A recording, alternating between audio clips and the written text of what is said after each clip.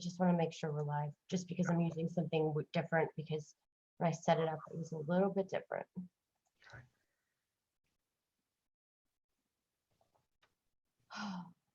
We're probably live, but we'll just. Hey, this is YouTube. We are live. We're live. I've been live for 5 minutes now. All righty. So thank you, John. Today we have John Hogue here. Welcome to Channel 27. John Hogue is a great friend of mine. He has been on here a few different times, so make sure you check my playlist and you can see more of John and the other shows he has done. But John is a renowned author. He is literally a Nostradamus like master. He has so many books that are so amazing, so you really should check out his books. And today we're going to talk about a multitude of subjects, but John, why don't you tell everybody real quick the best way to buy your books and where your books can be found? Well, I finally got all the books that I composed last year are now in print, and you can get them on LULU, which is you get a nice deluxe edition that's really fine quality. But if you want to be on a budget more, you can get them also at Amazon paperbacks. And if you go to HOGUEProphecy.com, HOGUEProphecy.com, I have something set up right there where you can see all the links and all the choices, whether you want a LULU version or a Amazon paperback version. The Amazon paperback versions are virtually the same, not as high a quality, but you probably get a more affordable shipping cost. And also everything I've got is on eBooks. So if you go to Amazon, you see all your choices. You can also get them for affordable ebooks. Most of my books are only $3.99, $2.99. I try to keep it low so we get a lot of people reading. And yeah, and then also what I've got there is I've got my first brace of 4 or 5 articles forecasting 2018, which are right below that little blurb. And check them out, because we look at all kinds of things, some of the things we're going to touch upon today. And by next week, I should have I think it's my 46th book published, and that will be 10 predictions 2018, and the final essay is a longer essay called and the midterm election forecast. And so for the midterms coming in November, very important midterms. And yeah, so if you want a personal announcement when the book is in ebook form, just go to Hogue Bulletin at HOGUEProphecy.com, and I'll give you a personal announcement when it's up. And then the following week, I'll have the print book out. Great, great. I'm so excited. And I know we have lots of fun things to talk about today, because there's a lot of excitement, and we haven't got to speak since last time. So I'm so excited to talk to you about this, because there are so many things going on, and I don't know where you even want to start and begin. And then hopefully we'll do some questions from the chat at the end if I see some good ones. So where do you want to get started? Well, I mean, I'll plunge in just sometimes I like to look at a new year and give it either a phrase or a single word as a defining word or phrase for a new year. And I only have a single word for this year, the year of acceleration. Yeah. We are definitely going to see things start to move that have been stuck. And the other thing I would say is that it's astrologically defined, at least in the Western, the Western dialect of astrology language, as a battle between 2 major outer planets in Earth signs, Saturn in Capricorn and Uranus, which will be entering the mid-month of May, will be entering a long transit in Taurus, and which is intriguing because, of course, that's where Uranus, the revolutionary, the innovative, unorthodox thinker, is in its fall in Taurus. So the play of the ruler of Taurus in leaders' charts that could assuage that is very telling in some of the things that we will be talking about, which are just mostly, a lot of this is just a preview of the book I'm going to release in about 3-4 days. this is just a taste. Yeah, yeah. And you know what? You have had some profound predictions. So, and it's so, I love how you really look at everything with an open mindset, both ways. And, that's one thing I really do admire. Both parties, both ways, every event, it's very open-minded. So I think that's what a lot of people here, especially, really like about you. So let's talk about the midterms elections. What do you think? And John, just so everybody knows, John was on Coast to Coast last night, and I listened to the whole thing, but some few things I might mention that he was on last night. So, and I heard you get into the mid-election a little bit. So what can you think about that? Yeah, I'm at this moment actually putting together all the astrology. Probably by later tonight, I'll have it all into the world and in final edits. But what I'm finding is an interesting thing that hasn't happened in a lot of elections. You have, again, those two defining planets. You have Saturn, 5 degrees Capricorn. So it's fresh in its early degrees. So it's moving, it's forward, it's in direct course. And then you've got this almost lurching to a stop and going backwards, Uranus at 0 degrees in the morning meaning in Pacific Standard Time, it's going to be 11, just shy of 11 o'clock in the morning, 10:50. So 2:50 in the East Coast. And so basically in that window, you have a moment where when it goes 0 and then changes back into Aries, fiery Aries, let's do something, I don't care what, light a match, see what happens. Right. You have the time zones then are going to go from the east, and you're going to see if there's going to be some dramatic changes in the seats in the House of Representatives towards more the blue coast, the blue West Coast, the east-west blue West Coast, what I call the blue Democrat archipelago in a sea of Trump Republican red states. That the coasts, it's a theme about, well, how much turnout happens to the coasts, whether the Democrats get their dream and Santa Claus comes a little late, like almost next Christmas, and anybody but a Republican Congress. And then they're putting a lot of emotional, even hysterical energy, a lot of people into this as this will save everything situation. But what I'm seeing in the astrology is that, yes, there could, if there's changes towards that. I mean, the Democrats have to earn 24 seats in the House of Representatives. They have to only gain 2 seats in the Senate.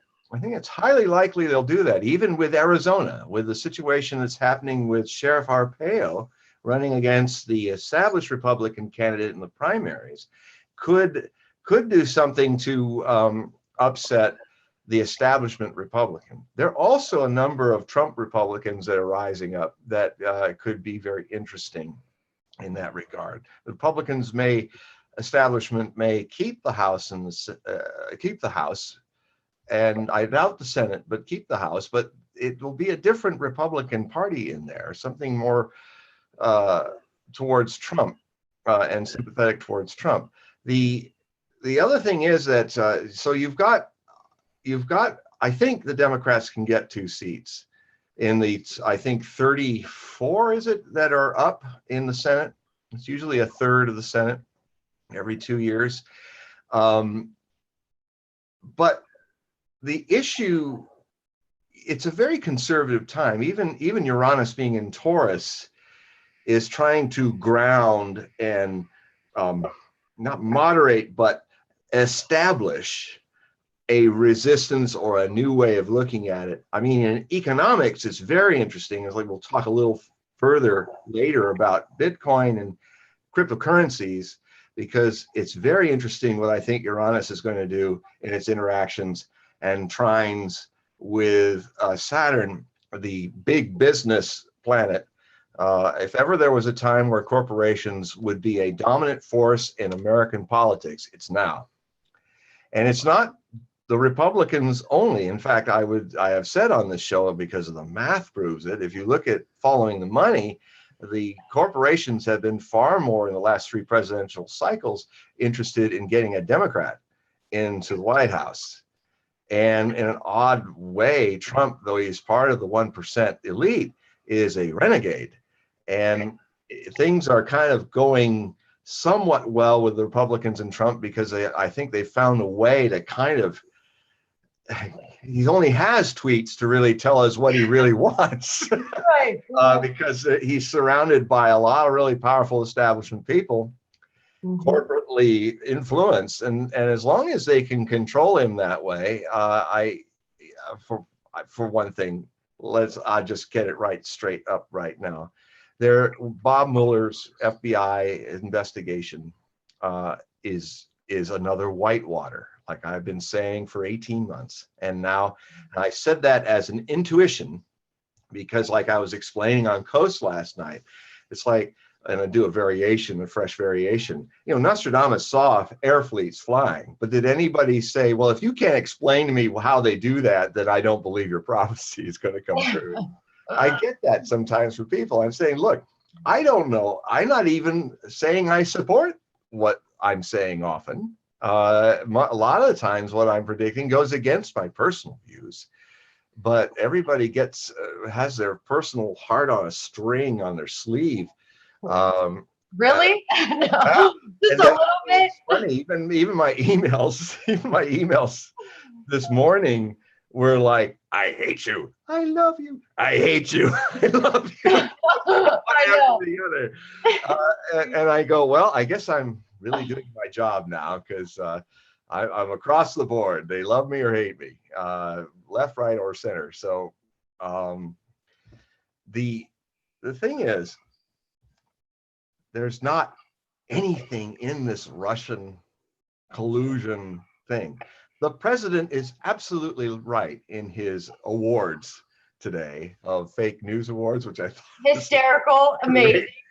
I mean, we have a comic in the White House. I mean, and that's kind of good. I mean, I know some people, if I even say that, and they just turn livid. But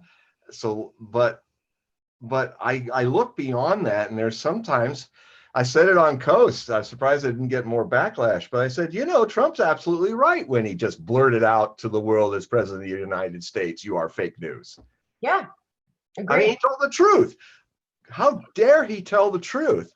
Maybe he doesn't understand consciously the ramifications of his innocent 8-year-old that every once in a while comes out and says, the emperor's naked already, you know? Well, the emperor is naked. Or my button's bigger than your button. Yeah.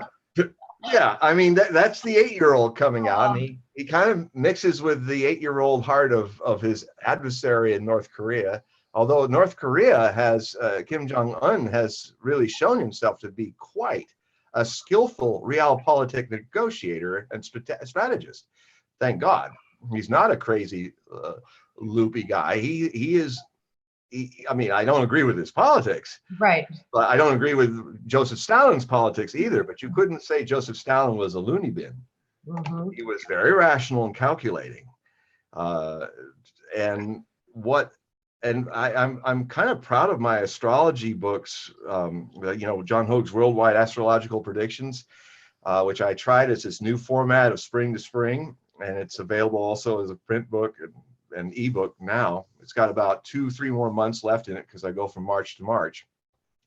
It's been so accurate that I'm going to do another one, and hopefully this one won't be published in July, where I'm kind of having to write. And now we're setting up for the second half of the year. So okay. It just happens that way. There's a lot to do, and there's only me, and I haven't found a way to clone myself yet. So I said, I was reading about it on Coast, that, you know, that I went, well, what did I say for 19th of January, which is tomorrow, which is we either shut the government down or over DACA or chips or other things or not. And that was a big issue in the first part of the show. I started reading the quote about what I said. It's kind of got this innocent quality where I'm I'm just saying this is what could happen. And it's like starting on, I said, basically, I'll abbreviate it here. Starting on the 19th of January through May 2nd is the last gasp of what I've been calling the last chance sextile. And that's the sextile between Jupiter and Scorpio interacting. I think it was, what did I say, Pluto, you know, or something, the collective background of the United States and its destiny. And it's like a, long story short, it's a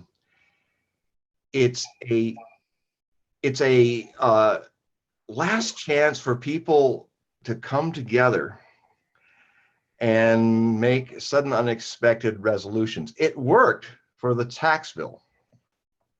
Whether I mean, there are a number of things about the tax bill that show it worked because these people just wanted to get something done for their own edification. The ramifications of what it's going to do for states' taxes and other things, and the little boost of money people get in the first 4 years, it pretty much drops out for the middle class, although the 1% who don't really need it are going to have it. I mean, it's good they got the corporate tax down. That is good. But it's all based on something that's not binding. I mean, I think that if the legislators had said, if you come in and if you invest in the country's infrastructure and businesses, small businesses especially, if you put it in the real economy rather than in the funny money economy, which is just a bunch of rich people now with no risk. That's why it's going towards 30,000 points, the stock market. There's no risk. It's a bunch of 1% people with all of that quantitative easing money, which was just somebody made it up in a computer. Yep. And they're playing that digital, talk about Bitcoin and right. the traits people have. Do you know that most of the money that exists does not exist? It's called the US dollar. Right. It's already Bitcoin. Exactly. That's the funniest part without about the person-to-person interaction, which is terrifying to 2,000 years of Piscean age control freaking. I mean, the Piscean age is about consolidating everybody into empires, central nets, centralized religions, I mean, Christianity, when it first started, was a freestyle religion of communes, of church fathers and mothers, and they lived and shared together. And then, well, here come the corporations, the Catholic bishops in the court, in the Council of Nicaea, with Emperor Constantine, who thought he was the second coming of Christ. And they decide to Romanize and bureaucratize, which the Romans were very good at, the Christian religion, and it became the beginning of a 16th century consolidation of the religion, which is the dominant religion influencing our world today. That's why we have our calendars the way they are, and we've gotten into the Piscean age, paternal centralization. The Aquarian age is all about people-to-people interactions with the atmospheric capability of electronics and mathematics becoming wealth. And it's wild out there right now. I mean, Bitcoin has finally kind of come back to where it really is stable, around 10,000. It'll probably jump up again. But there has to, it's like Brad Chilton or Bart Chilton, I think, on Boom Bust on RT, another really great economics show, was saying that, and he used to be in organizing regulations. So, like, he's open to Bitcoin. I think he speaks for a lot of people who are regulators who are open to it. We're saying, and it's the same with the Chinese regulators, the Russian regulators, and others. They're saying we need a little bit of grounding here. This is where that Uranus in May going into Taurus is because of the fall in Taurus, is the friction to change. It's funny about falls. It's just like with squares. They can actually push you through discomfort to do something. Right. So I also have to caution people about trines. that people have this Pollyanna idea with astrology that a trine always gives you beautiful kitties and rainbow birds and stuff like that in your life. But frankly, there were a lot of great trines of Uranus 85 years ago that aided Adolf Hitler in enabling his dictatorship. And some of those aspects, the transit of Uranus 21 degrees to the last degrees in 0 degrees in early 1930s was exactly what was happening over our election. 21 degrees Aries Uranus, and by May it goes to Taurus, and in the same kind of sequence that happened 85 years ago, that period was the period that Hitler got his Reichstag fire going, got the enabling rights from the German parliament for the terrorist act that was a false flag, and systematically over the next several months wiped out democracy in Germany, unions, everything. And then by May was declared the Fuhrer of the Third Reich. And so the question now is, it won't be the same, but it will have a rhyme to it. And it will also depend on whether people have learned from the past mistakes, whether we are going to see a major encroachment of corporate fascism in the world, and primarily now the seat of it is going to be America, not Germany. Things always keep moving to the West, in 85 years from now, it might be fascism in China. It's a strange phenomenon that destiny moves from east to west. I don't know why, but it does. So I'll stop ranting and let you. What do you think? No, I know you have me thinking. Like, I have so many thoughts running through my head. You have no idea. I don't even know where to start. But what do you think about? You think he's going to run another term? I heard you say you're coming to grasps and thinking, and you said he might even win. Yeah, I mean, it's even if Oprah Winfrey makes a serious run, which could happen. Interestingly enough, we're in an era. I'm going to write what the 7th or 8th prophecy of the 10 prophecies is called.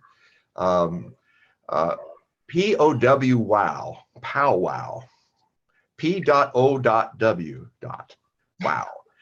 Have a powwow. It's a rather convoluted double entendre. This is what happens to you, boys and girls, when you read too much Nostradamus. So don't do this at home. But you start getting into interesting, complex double entendres where there's several layers of meaning. A powwow is where people come together. POW is where somebody is a prisoner. POW as an acronym is President Oprah Winfrey. Wow. And so all of those issues I explain are the issues that she will have to confront if she runs. And if you look at her chart, her destiny is she's an Aquarius, but she also has a strong Venus. And she, to put long story short, and I go into all the astrological babble in my forthcoming book. She is an unorthodox optimist. She is a very independent person. She parallels Trump in so many ways. She is a billionaire. She is also in the media. Like Trump, she emerged in the 80s. So a couple of generations of people have grown up and gotten old with her in their lives. On the most important view screen that they have, their boob tube. And just like Trump, they're both reality show experts and reality show masters. And in our time of celebrity, it could only be another celebrity that could harness the emotional body of people. Now, Trump harnessed the emotional frustration mainly of his base, which were the people that the Democratic Party over the last 20, 30 years abandoned. That is white working class Americans in heavy industries and small businesses and across the if you're not living, hanging on to one of the blue coasts, you're in a big red mess economically of jobs bleeding out of the country. And he because he has that heart, that big Leo ascendant, he appealed to that angst, that frustration, that anger. And I remember when the election was happening and Democrats were just, in my town, were just going, oh, you know, why they just did not respect these people. And I said, look, these people are angry and they have a right to be angry. And your party has abandoned defending them. You've become just as corporate as a Republican Party. And Trump, though he's a Republican, I mean, all the Republicans and all the Trump voters that I talk to, and I talk to many, and many of them are readers, are, you know, see him in a different light. They know he's a character. They know most of those people don't want him to do the tweets. Although I see a positive potential in the tweets too.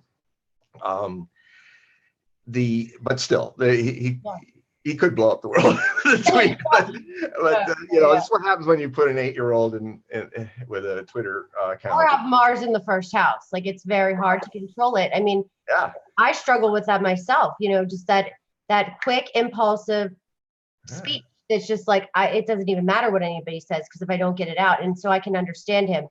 And he roars like a leonine lion with it, because Mars is like, what, 28, 29 degrees, just almost on his ascendant.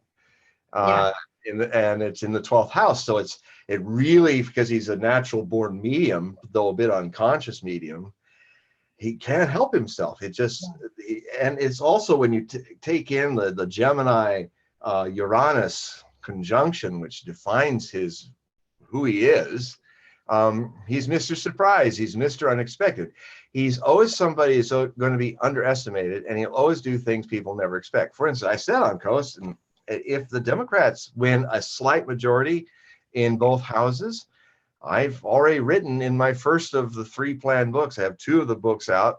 There's a 3rd one coming in the spring, which I had to delay when Trump bombed Syria suddenly out of an impulse. I had to write a book called Trump Strikes Syria, and over cake that very same day tells the Chinese president, and we have ships heading for North Korea. So I was like, I had to write a 42,000 word book in a week to kind of keep ahead of that.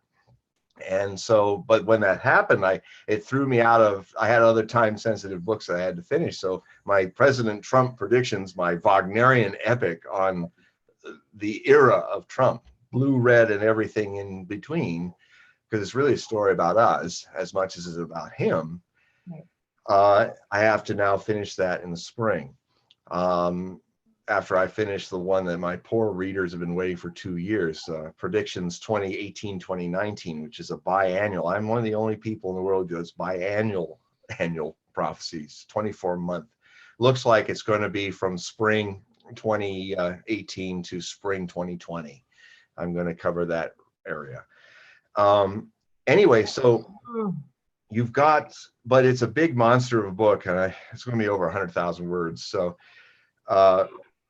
that's happening. So anyway, Trump does all these things, and even way back, I saw him in my first Trump book, which I wrote 13 months before he was elected, and an upset that I foresaw as a potential. That I could see him very much in a thin majority of Democrats. They're not going to have carte blanche to do whatever they want. There's going to, in fact, probably be a handful of wedge electees who are not really with the party. I mean, even in the case of what's happening right in your corner of the woods with Chelsea Manning running as an example. She's running Democrat, but she's not a Democrat. She's kind of outside of the 2-party system. And it's just like what poor Ron Paul had to try to do, and he was openly admitting it. He's not really a Republican, he's a libertarian, but he understood the only way you get a soapbox to speak on is if it belongs to one of the mafias, the red soapbox or the blue soapbox. Yeah. And so what I've been writing over the years is the possibility that slowly now, especially with Uranus grounding the dreams of rebellion into action. So that's what happened. It was in fire. So it was like getting inspired. Fire for the last several years, getting inspired. But now it's in Taurus, which means now now we get things done. Now we make our revolution happen. So when these planets move into Earth signs, and when you've got Capricorn, Saturn in its ruling house, and Uranus in its fall in Taurus, you're going to see a lot of friction to the established way of doing things. And like I say, the Republican Party is not going to be this completely establishment anymore, nor is the Democrat Party. And there's also possibly, with Build a Better Congress movements and other movements, there might be a few more independents. And if you've got such a tight couple seats in the House, maybe a couple seats in the Senate, then some wedger can pull a wedgie on everybody's plans, bureaucratic plans and corporate plans. And this is the kind of climate where a man like Trump, with his impulses, with his really want to kind of be loved and share the love and make deals. Yeah, he just wants people to like him, for God's sakes. I know. Yeah, and he's natural born, spontaneous combustion, and so and he's not stuck. He'll if he bangs his head against the wall in business, he comes around another way.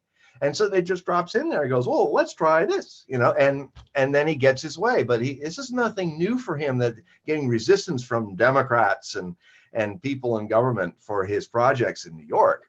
Some of his projects took 12 to 17 years to finally get built. And he ran against all kinds of troubles, but he always finds a way, because of that Uranus sun makes him suddenly have an insight, brilliant, off left field, right field, center field idea. And Right. I could see him forging, even going as far as becoming, if not literally declaring it, I could see him becoming a wedge of the third branch of government, of the executive branch. He will have his Scrooge moment. He's kind of there already. He just got these people around him that he's channeling that are just kind of keeping him under control, like keep bad 8-year-old. But if he has the Democrats in there, I see a situation where he'll do deals with them.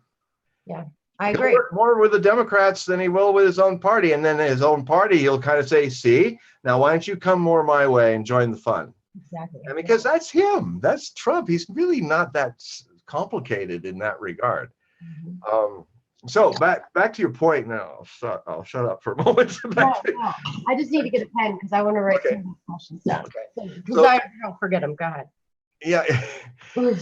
So back to the issue with Oprah, and I really do see Trump surviving. I'm not going to absolutely declare it, but it's just growing and growing, and I don't know exactly how, except that unpredictability is really his salvation. And the thing, if ever there was something that was going to end Trump being a two-term president, so I'm not so sure Oprah will beat him. No, there's no way. She has. How is she going to deal with her, I think, really personally beautiful, open, free, non-married relationship to keep the love alive? Relationship that she's had since 1986 or something with Stedman. Well, I think she's going to have. What about the Harvey guy, and that whole thing, and her being close with him? I think a lot of things are going to get exposed with her. Well, yeah, that's a whole other. We'll get to that because That'll be fun. The Prophecies of Hollyweird. Yeah, right. In the book, but there's also something with the Me Too movement that she kind of galvanized. I mean, that was like the keynote speech of Barack Obama in 2004 moment for me, when she made that speech on the Golden Globes, from off the cuff, brilliant eloquence as an orator. I was having one of those destiny changing feeling moments, like when I saw Barack Obama, I said, "There's the Black Kennedy." And then when I look at her, I said, well, maybe she's going to play the Black Jackie Kennedy. I don't know who's got power, who's going to.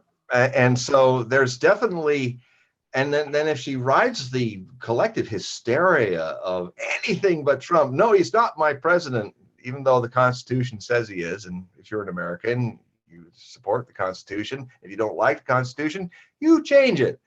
But to go, nope, nope, nope, I don't see him. He's not my president. Nope, nope. Yeah. Yeah. That's very disempowering. And I don't want either side to be disempowered. I want both sides to come together. I mean, I wrote this rather controversial book, Beyond Alt Right, Alt Left, a community of Americans, which fleshed out a lot of my concerns over the years, which are some articles that I wrote a long time ago about how America's heading for a civil war.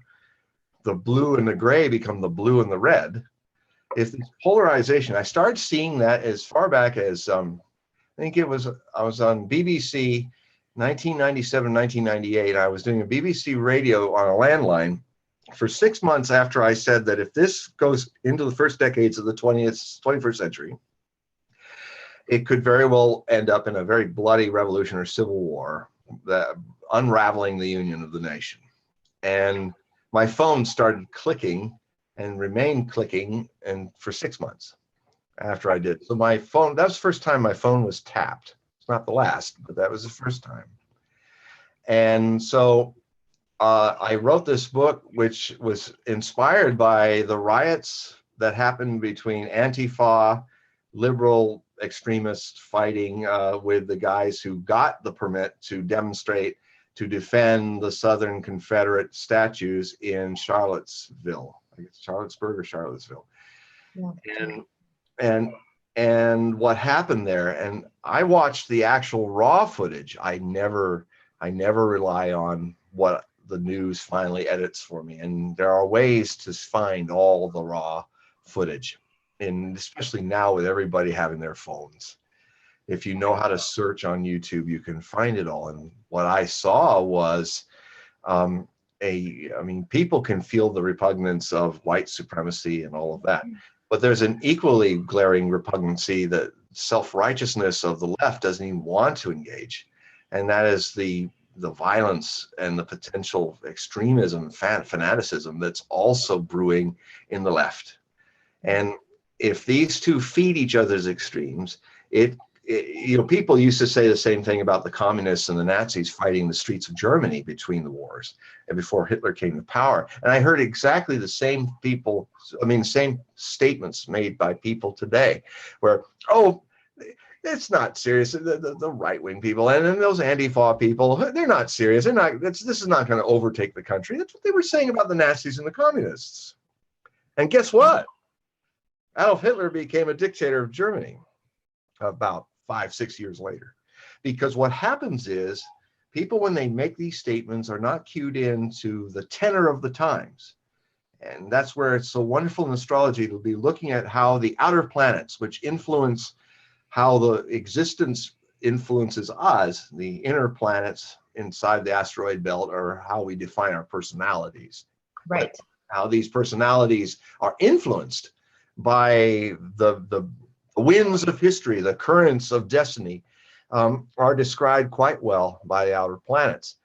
And we are in a place where Pluto was when we had our last revolution, and Pluto will remain in Capricorn until 2024, when we could have the second American Revolution.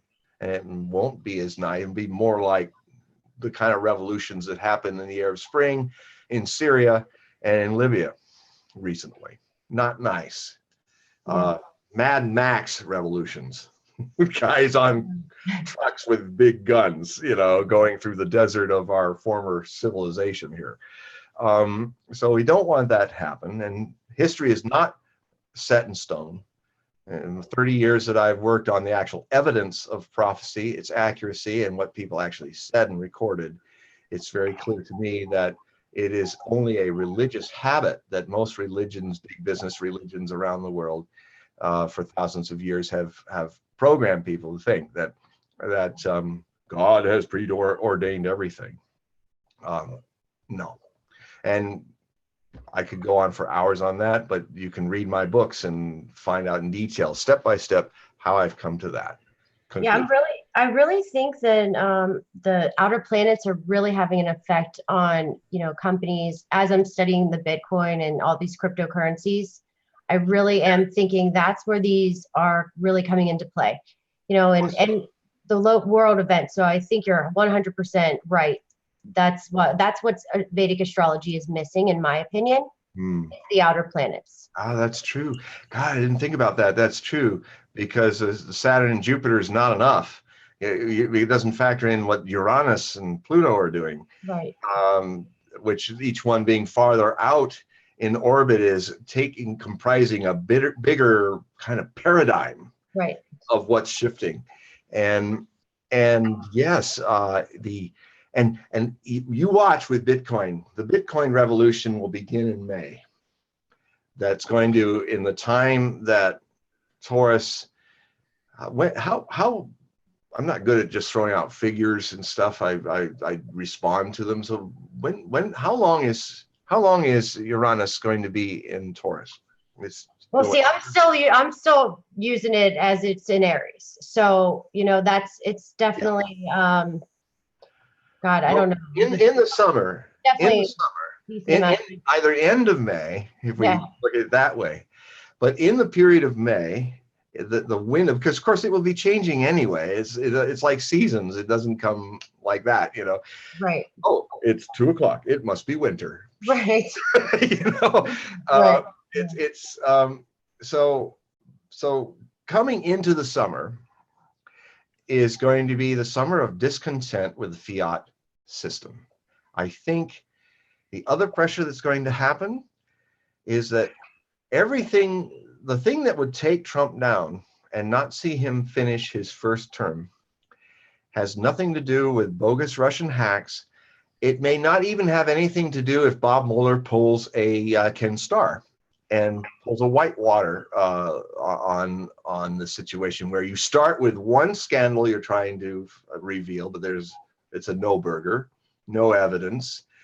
But the president, Bill Clinton, then testifies and lies to the special prosecutor, and now he's in trouble with impeachment for diddling with Monica Lewinsky, which is like, you've gone from there to there. and of course, not a good move. It was the end of Newt Gingrich's political career, and it was the end of the guy who was going to replace him. And it kind of harmed the Republicans to actually try to throw a president out for doing what all three men who were the most stridently people, the guy that were in the Republican leadership, all three people who were the most strident in getting him impeached were all at that time having extramarital affairs. Yes. So that is a problem that has to be sorted out in people's private lives with their intimate others that they're doing this to, and it really it should not be an issue for the president of what he does in his job for us. But the thing is that there could be some attempt. I don't think Mueller's a stupid man. I think Ken Starr was a bit ideological, much more than Bob Mueller is, and I don't think Mueller would want to have a legacy of bullying a Ken Starr and trying to go after the president for some other completely different agenda, because he doesn't have the Republicans on his side in the Congress. Right. And love or hate President Trump, the Republican Party needs him in office, and you're going to have to get them to vote for impeachment, and they will not do it. No. The only person that he has against him really seems to be John McCain, and John McCain apparently is missing somewhere right now. Well, John McCain is sick. He's got tumors, and actually it's pretty serious. I don't know how much longer he'll be alive. Well, I knew that, but I heard then they ran, like, he's about to get investigated for some stuff, I've heard, and now they can't find him. But yes, that is the story. The story is he is, and I know that he does have cancer. That's all definitely accurate, but there is some rumors that he is part of the Soros crew. Really? Mm-hmm. That's an odd bed. That's a strange bedfellow. I know, right? But Yeah. money's money. And like I said, the more corporation people put out billions more. Hmm. Hillary Clinton elected and failed, and get Obama elected twice. All right, we got to ask. What do you think on Hillary? What do you think on Hillary? Do you think she's going to prison? Number one. B, and B. Oh dear. Well, I I'm writing yet another book. I've been serializing it in the pay half of my articles at HOGUE'S.com, and I wasn't even thinking I would do it, but suddenly when she wrote her what happened, Hillary Rodham Clinton book, and then when I saw what happened on Amazon, when Amazon clearly, I mean, the tyranny of of corporations is not just on the right deregulating things. You've got some people like Zuckerberg, who might run for president in 2022, but as well, who and Bezos and other people that are changing the algorithms of how you search and see the world. And I mean, it's certainly not worse than what deregulation is doing on the other side for those things, but both sides are corporate, and they are creating a world where free thought, access to shows like this. I mean, the reason why Russia Today is in so much trouble is, and I know because I watch them and vet them for 3 years now, 4 years, is that they're doing the kind of journalistic, critical investigation into stuff that goes on in our country, the American RT America station, that is pissing off the people who are in power. I mean, they're the Bob Woodwards, and they're the guys doing trying to find Deep Throat and trying to find stuff, and they're credible. They have their sources. They do what journalists used to do 20, 30 years ago, before eyewitness news kind of took over journalism, where it became a ratings hound. And one of the reasons, I'll tell you the reason why the Russian hack story, why Rachel Maddow can't live in a 24-hour cycle without saying Russian on her show, is that the ratings that she has received and CNN have received that remind them back to the glory days of the O.J. Simpson trial, where basically CNN stopped, unplugged the world, and just fixated on one trial for like over a year. And that's when CNN started really going down in its quality. It used to be fantastic in the early 90s when it was the creator of 24-hour news. And so that's this whole Russian scandal thing is to keep these people from having the kind of tanking ratings crashes that they had before Trump showed up. They made Trump, they gave him $3.5 billion of free advertising with all their obsession. And it's classic. It's a lot like the town I was born in and grew up in a bit and work in, even off and on now, as little as I can, but still. Hollywood. Hollywood, California. Both my folks were in the business. My dad was a studio grip. My mom was an MGM dancer and all the classical movies there. And I just have not seen things get weirder than they are now. And just news has become infotainment. And I sometimes wonder if the people who so rabidly hate Trump, what will they fill their empty lives with when Trump is no longer president? They're going to have to find something else. And I mean, to be fair, there's rabidness on both sides. I get it, both barrels. But I must say, and I say in the book, with the testimony of 50,000 emails over the last 10 years, that when I look at the people who are upset with my political predictions on the left or the right, I have to say that the left is far more threatening and abusive and in violent in their language to me than the right. Absolutely. And I've done 13 popular votes in a row, correct. So I've upset a lot of Republicans and Democrats ever since 1968. But I gotta say, the people who are progressive and love peace tend to be more abusive and threatening to me. The It's other just side is more anal retentive. You are. yeah. Because they just cut it off and it's done. I Yeah. totally agree. I mean, even the people that I know, because you and I both live in interesting states where we're the outcasts, to say the least, or we're the not, and we're not even calling ourselves one side or the other, because I think both of you and I are in the middle, right? Yeah, I'm You're not blue or red. right. I'm a purple people eater. In fact, I hope the Vikings go all the way, but Not since even my like team is not say in that it. you support him is basically saying, you're on the opposite side. Okay. If you're not with us, you're against us. I Yeah. mean, Darth Vader, Yeah. famous Right. quote of Anakin Skywalker before he got in the big bucket head. Yeah, it's crazy. And people are just like, you can't even say anything. You don't like if you say some comments, somebody can just go off the deep end. And you just have to keep your mouth shut. And I'm learning this because clearly, even on some of my shows I've done, you get the people that are like, you guys, and Yeah. I wanted to pull the Mars and the Uranus in the first house out and smack them, but you can't, you have to like keep composed. But it's tough because they are very hostile and very like crazy.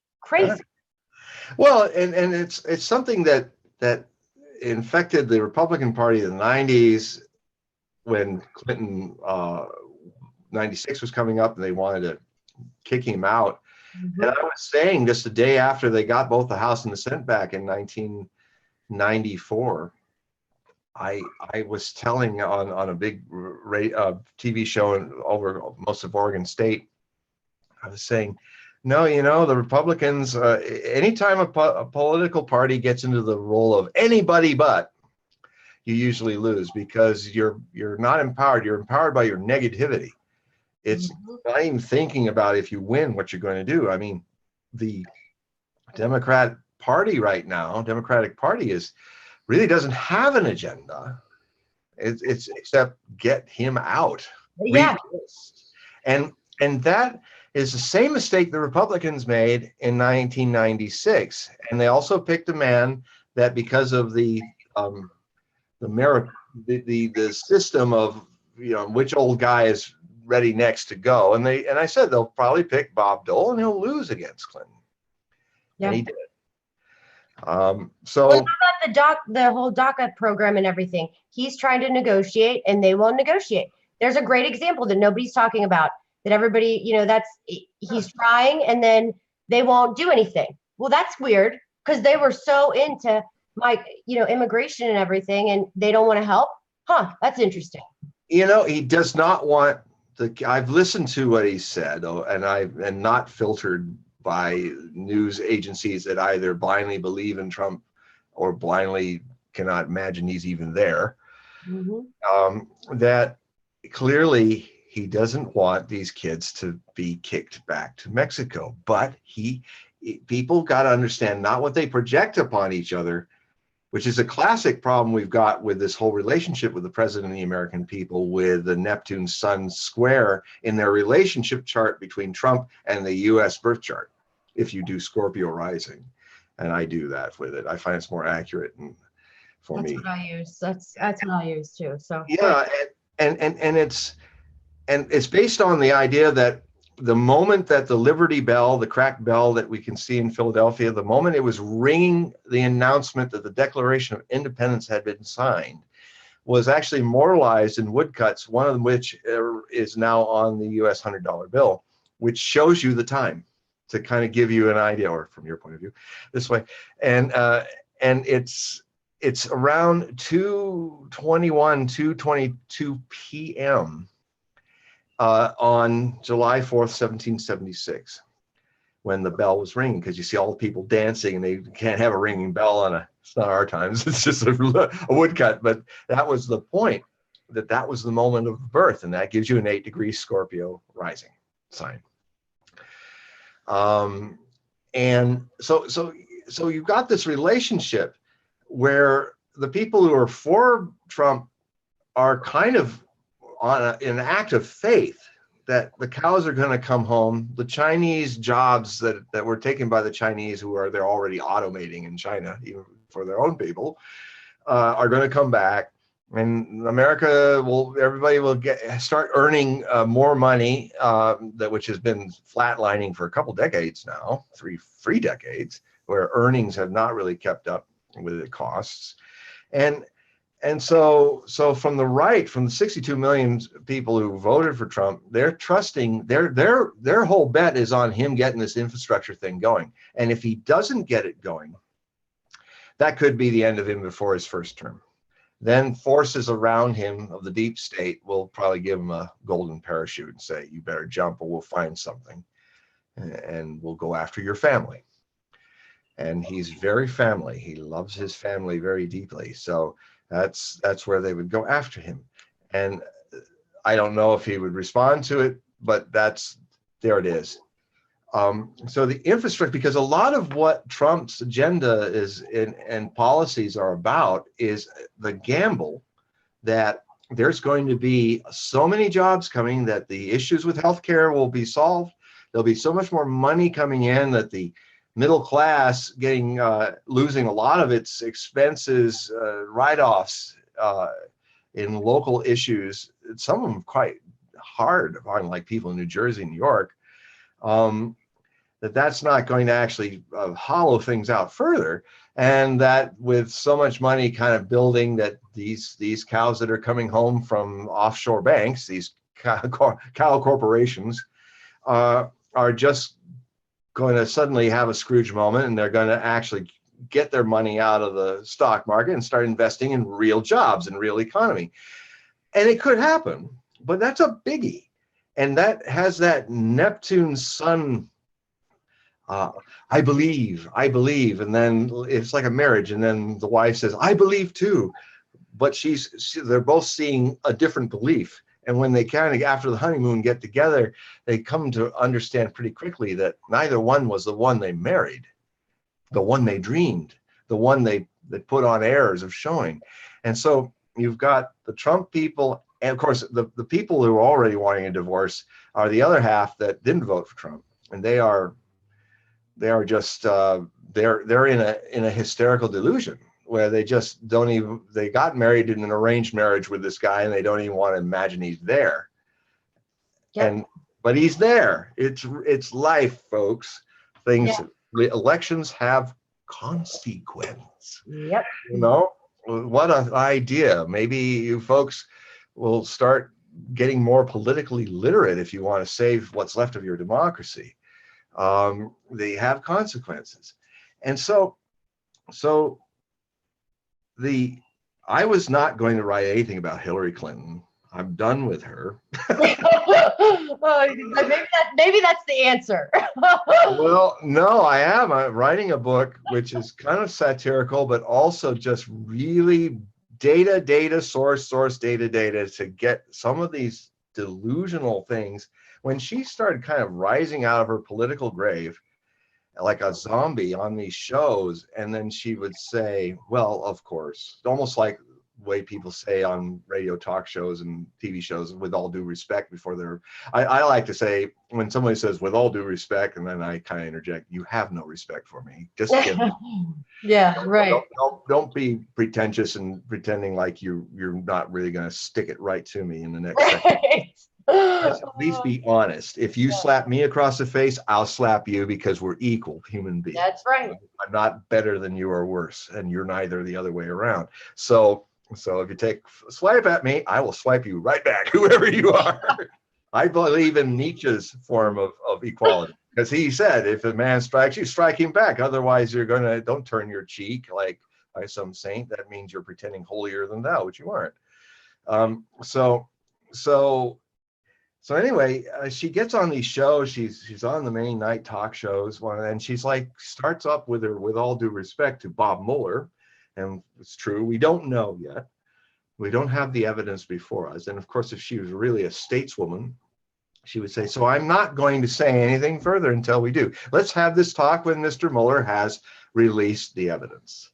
But instead, she then goes on, and I quote it, in this rant, where all it is like and her voice gets more strident. You see, she gets more angry, and it's almost like she's like somebody in a crowd in the medieval times saying, well, she's innocent, but burn the witch, burn the witch, you know.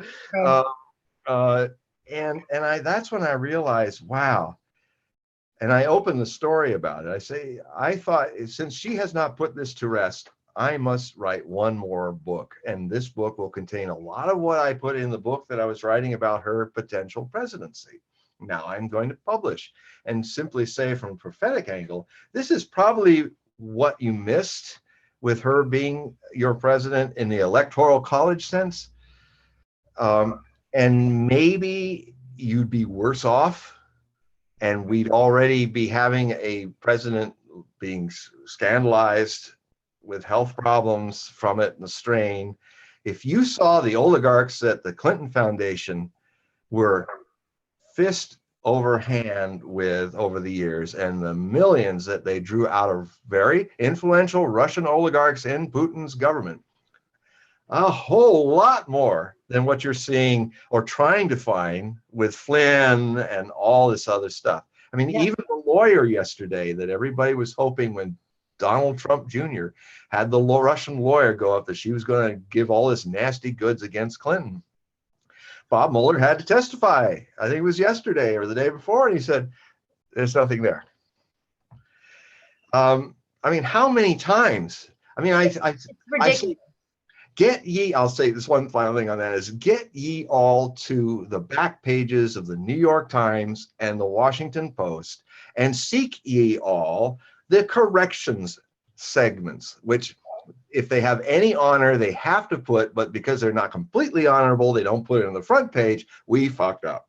They put it in the back. And almost every accusation over the last 18 months about Russian collusion and all the things that Hillary Clinton believes is so, even though she does her all due respect to Mr. Mueller, is BS. Yep. It's all been refuted, almost all of it. And what is kind of still lingering is still like, I don't think you want to take that to court before a judge. That's, I don't want to go there. And how is it that you can be almost 18, 19 months into this and you have not found the smoking guns of Watergate yet? That came pretty fast. You know, where's the moment where Nixon aide, I mean, everybody's now waiting for Bannon to be that guy, because he's going to be interviewed by Mueller. He's not going to, I'll predict it right now, there's not going to be anything. Nothing. Absolutely nothing. Because if he does, then his skeletons come out. I mean, there's nothing that because I think he is going to try to set Trump up for something. He's definitely going to do something sketchy, but there's not what everybody thinks. People are all, it's just a distraction. Well, what he might do actually is kind of surprising. He might set the people up that are around Trump. Yeah. Who he sees as co-opting Trump. Definitely, you're right. That's so and co-opting what got him voted. Because of Bannon's ego and because of Bannon's brilliance also, is that he read right what the people that I saw 13 months earlier, that the white vote that got Trump in, because, you know, it's politically incorrect to, I mean, somebody did a poster recently where they said white people are good people, and it was like everybody was at this college were all insulted, like, how dare people say that white people are good people, like they're good people too. And it was like well, so now you're going to be a racist because he said the W word or H for hunky, I don't know. And it's just like the latent racism, even in the people who fight racism, just requires a more self-observant mind and heart. And then we can forgive each other and find common ground and fix this nation together, because we are all Americans here, whatever color of your politics. And that's what the community of Americans is the antidote to the Civil War that I see coming, is where you drop political parties. I hope there are people that are going to be in the new Congress, whether they're on right or left, that in their hearts are sick and tired, and Uranus will help them move into a practical rebellion against this status quo, which has been around since the 90s, where it just needs to be broken up, where people in both parties stop being part of a party and come together in a community of Congress. in a community of Americans, where, because in communities, you don't, parties are always live by polarity, them and us. We're right, they're wrong. We get on top of them someday. If they get us down, we'll get back on top again and take them down. That's politics in its most brutal, vulgar sense, but communities don't survive that way. You can't have a community with your neighbors if you don't find common ground, and you will have many disagreements in community. But if you don't do that, then so the very fundamental of a community is that it's trying to find common ground. It's what can we do together, respecting that we don't have a lot on certain things we can't even touch. It's too hot button for us. But yeah, we agree with this. Yeah, okay, well, let's do that. And then you get to know your neighbors. You know, Congress used to actually stay in Washington for most of the year, and everybody knew everybody and went to their barbecues, everybody's kids. Ronald Reagan and the guy who was the head of the House Speaker, he was an Irish guy, big hulking Irish guy, I can't remember his name at the moment, but they would just go at it in public, but then they'd go home, have different dinner. How's your kids? What's going on? But this Congress since the 90s goes home. They don't actually even know each other. They're like strangers in a neighborhood. And that is not good for this country. When you know, humanity works when there's human contact. And if there's no human contact, you reduce people into things. Mm-hmm. And both sides are guilty of it. And it could lead to civil war. Yeah. But I hope not. Yeah, I hope not too. I mean, that would be a mess.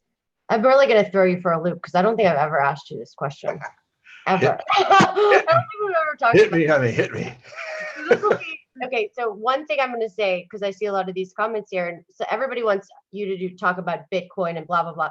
So not right this second, but hey, that might be a good idea to learn and do a book on. Just like predictions of Bitcoin, cryptocurrency, learn the charts, because I've been studying them a lot too, and it would be interesting for you to do that. Well, I'd certainly like to get your feedback on it. I mean, this is one of those things where I'm having a Nostradamus moment where I see the air fleets in the future, but cannot tell you how they're doing it flying. Yeah. I just know they will be there, and Nostradamus was right about that. And I have the same experience with Bitcoin. I've been writing about it, actually. I've been almost every biannual book I do, and a lot of my 10 predictions annual books, I always have something about Bitcoin and cryptocurrencies.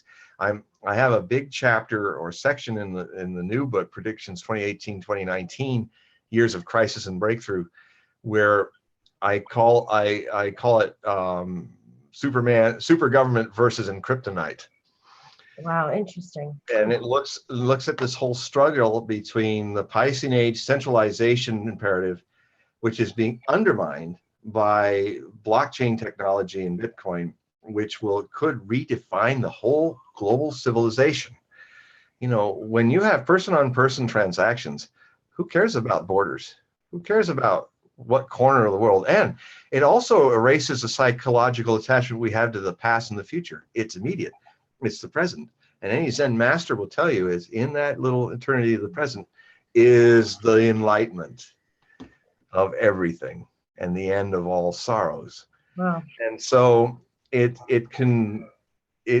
odd how something as a material question, our economics, could be the source of a complete change of our civilization. And then why have wars?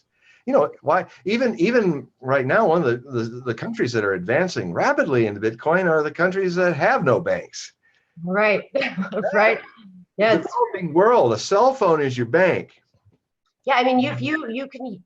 People never thought, that credit cards would even be where they are. Your money goes in, like you're depositing checks on your phone. What makes you think that we are going to get rid of cash at some point? Like that's how that was just kind of common sense for me type of thing. Just why wouldn't it? I mean, why wouldn't we? I'm surprised it's gone this long. But yeah, go ahead. The regulation and all that stuff, that's where it gets dicey, and that's when it starts to get controlled, and you worry. But you made such a good point when you just said, because the whole thing, and this is what Cliff High said, he's like, it's valued, it's like you're selling the value. because it's kind of like gold and silver, and it's like, and it's true, just what you just said. And it's who values it and who, and if everybody gets on board and starts using it, it definitely can be, I think it's a positive thing. The key to its being more stable is going to be a way to create a mathematical value that cannot be hacked. Yeah.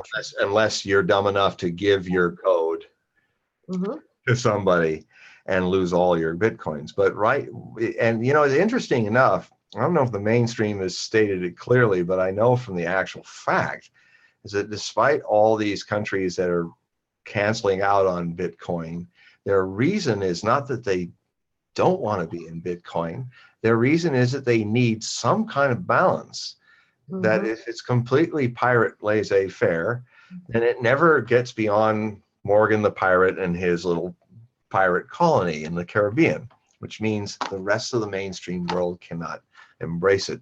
So, I mean, Bart Chilton on Boom Bust, being a former government regulator, but open to this Bitcoin, even though he's also critical of it, what I think we should take heart into what he's saying is that some kind of common ground between the freewheeling Bitcoiners and some regulation that will open the market to everyone has to happen.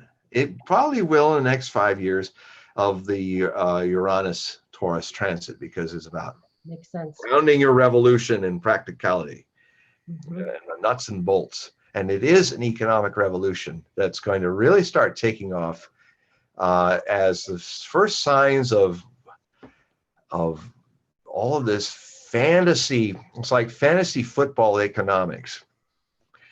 Everybody is so upbeat about Trump, and because he's a great positive hyperbole ranter. It's his own term, that's how he made a lot of his deals. Keep it light on the details, keep it big on the positives of what might happen if we do this deal. The problem with it is that there are structural things happening in the fiat economy that are signifying that there could be a crash suddenly at any moment. You've got credit cards companies are having these huge expansions of people not being able to pay off their credit cards. That's what happened just before 2008. There are other tells that show that there's things going on, that is the basic thing that I see every day in the real America, not in the stock market America, where people still are not, they're making jobs, they're getting jobs. But I was just talking to my tech support gal, and they're working harder than ever before, but they're getting work, but they're not getting enough pay for it. Even I'm struggling with it in the book business, which is always a tough business economically. It is the real Americans who made this country, who built it with their sweat and their tears and their lives, are not seeing this big change. It's just the people playing in the casino called Wall Street. And you cannot get away with that very long, especially with Uranus going into Taurus, at odds, even in its trines, with Capricorn. Saturn. Saturn's the reality giver. And it's like, let's talk turkey, down to business, down to what is the bottom line of where this economy is going. And they found a way. I thought we'd already be here by now, but people have an amazing ability to postpone not only their golden ages, but their doomsday ages too, their economic crashes. And we could actually see this thing extend to 2021. But when I look at 2021, that's the year where I'd be very surprised if something doesn't give before then. And I think there'll be maybe it's just a change in perception that's going to start happening in May and June and onwards for the next few years. I do see more and more people saying, where's this system going to go? It's gone to the end. Sooner or later, this system is something that I got to find a lifeboat to get off this ship because it's leaking. holes, even though it's a bigger and bigger Titanic than ever before, but it's leaking. And Bitcoin is I foresee is, and blockchain technology is the way, the lifeboat. Yep. And it's the new way. I agree. And also integrated, because it has a relationship like mathematical gold. Yeah. Precious metals are coming back. The Chinese, the Russians, the Germans, just about everybody gets that they're buying and mining gold and silver to stockpile a current for an economy that will require some backing of something tangible. The other concept that will become big in the future is an estimation of your value to your natural resources as a country.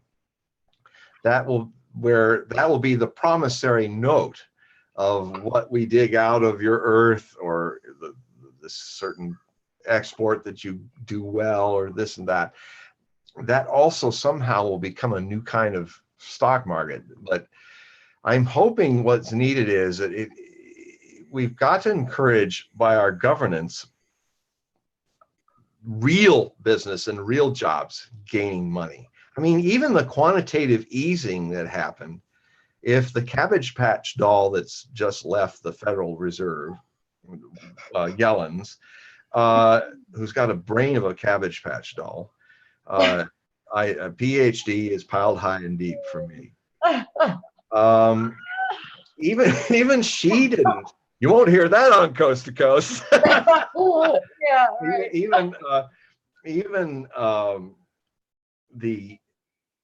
She all that quantitative easing, all that risk of creating an inflationary situation, if it had been dumped into the real economy, if it had helped people get a start, if it had been a huge investment lowering the price of you could even make the world economically, the climate even better by I've written about this for years, how, you know, the whole clunker thing that happened in Obama, where you trade in your clunker car and get some money to get another car.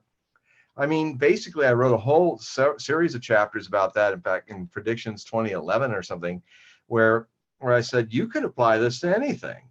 And what you do is you try to create the situation that you have in the electronics industry, where more people buy it, the price goes down, and that actually is a positive feedback loop to keep things going. You could maybe give it a boost by saying, okay, if you get a Prius or a hybrid car or even an electric car, we'll take the price down to 15,000. And and this funny money we created will pay off the rest. Yeah. Or you re-regulate the credit cards to say, you know, since you're doing these interest stuff on debt, we're not going to let you like make hundreds of percentiles. We're going to make your a profit, but it's only going to be maybe half again what you gave out. And then credit card is fresh again. Guess what? People are going to use it. You'll get that money in a different way, and you will stimulate buying and selling. Right. And in the same way, because debt, the way they're doing it now to make their money, they're stagnating buying and selling. And that without that, it's like a body without blood moving in it, right, in an economy. And so then the other thing that they ought to do is, so at a certain point, and this takes great leadership, at a certain point when now the cars are cheaper, so people are buying more cars. So now there are more car factories and car dealerships. Now there's infrastructure jobs and things that are happening because, oh, look at all these great electric cars that are affordable that anybody can buy. And at a certain point, when it's got a certain momentum, this will take great skill. You then stop the influx of the funny money, and at the time when its momentum will carry itself. You can do this with many manufacturing economies. If you're going to print to the umpth degree, trillions and trillions, put it somewhere where it will create a situation where real money will start happening, and then carefully, slowly pull off the funny money. I wrote stuff about that about 5-6 years ago, and it's just not, I mean, I don't know where these ideas come in. I think that because I don't understand a lot of things that I talk about, but my role is to step out of the way and be the mailman.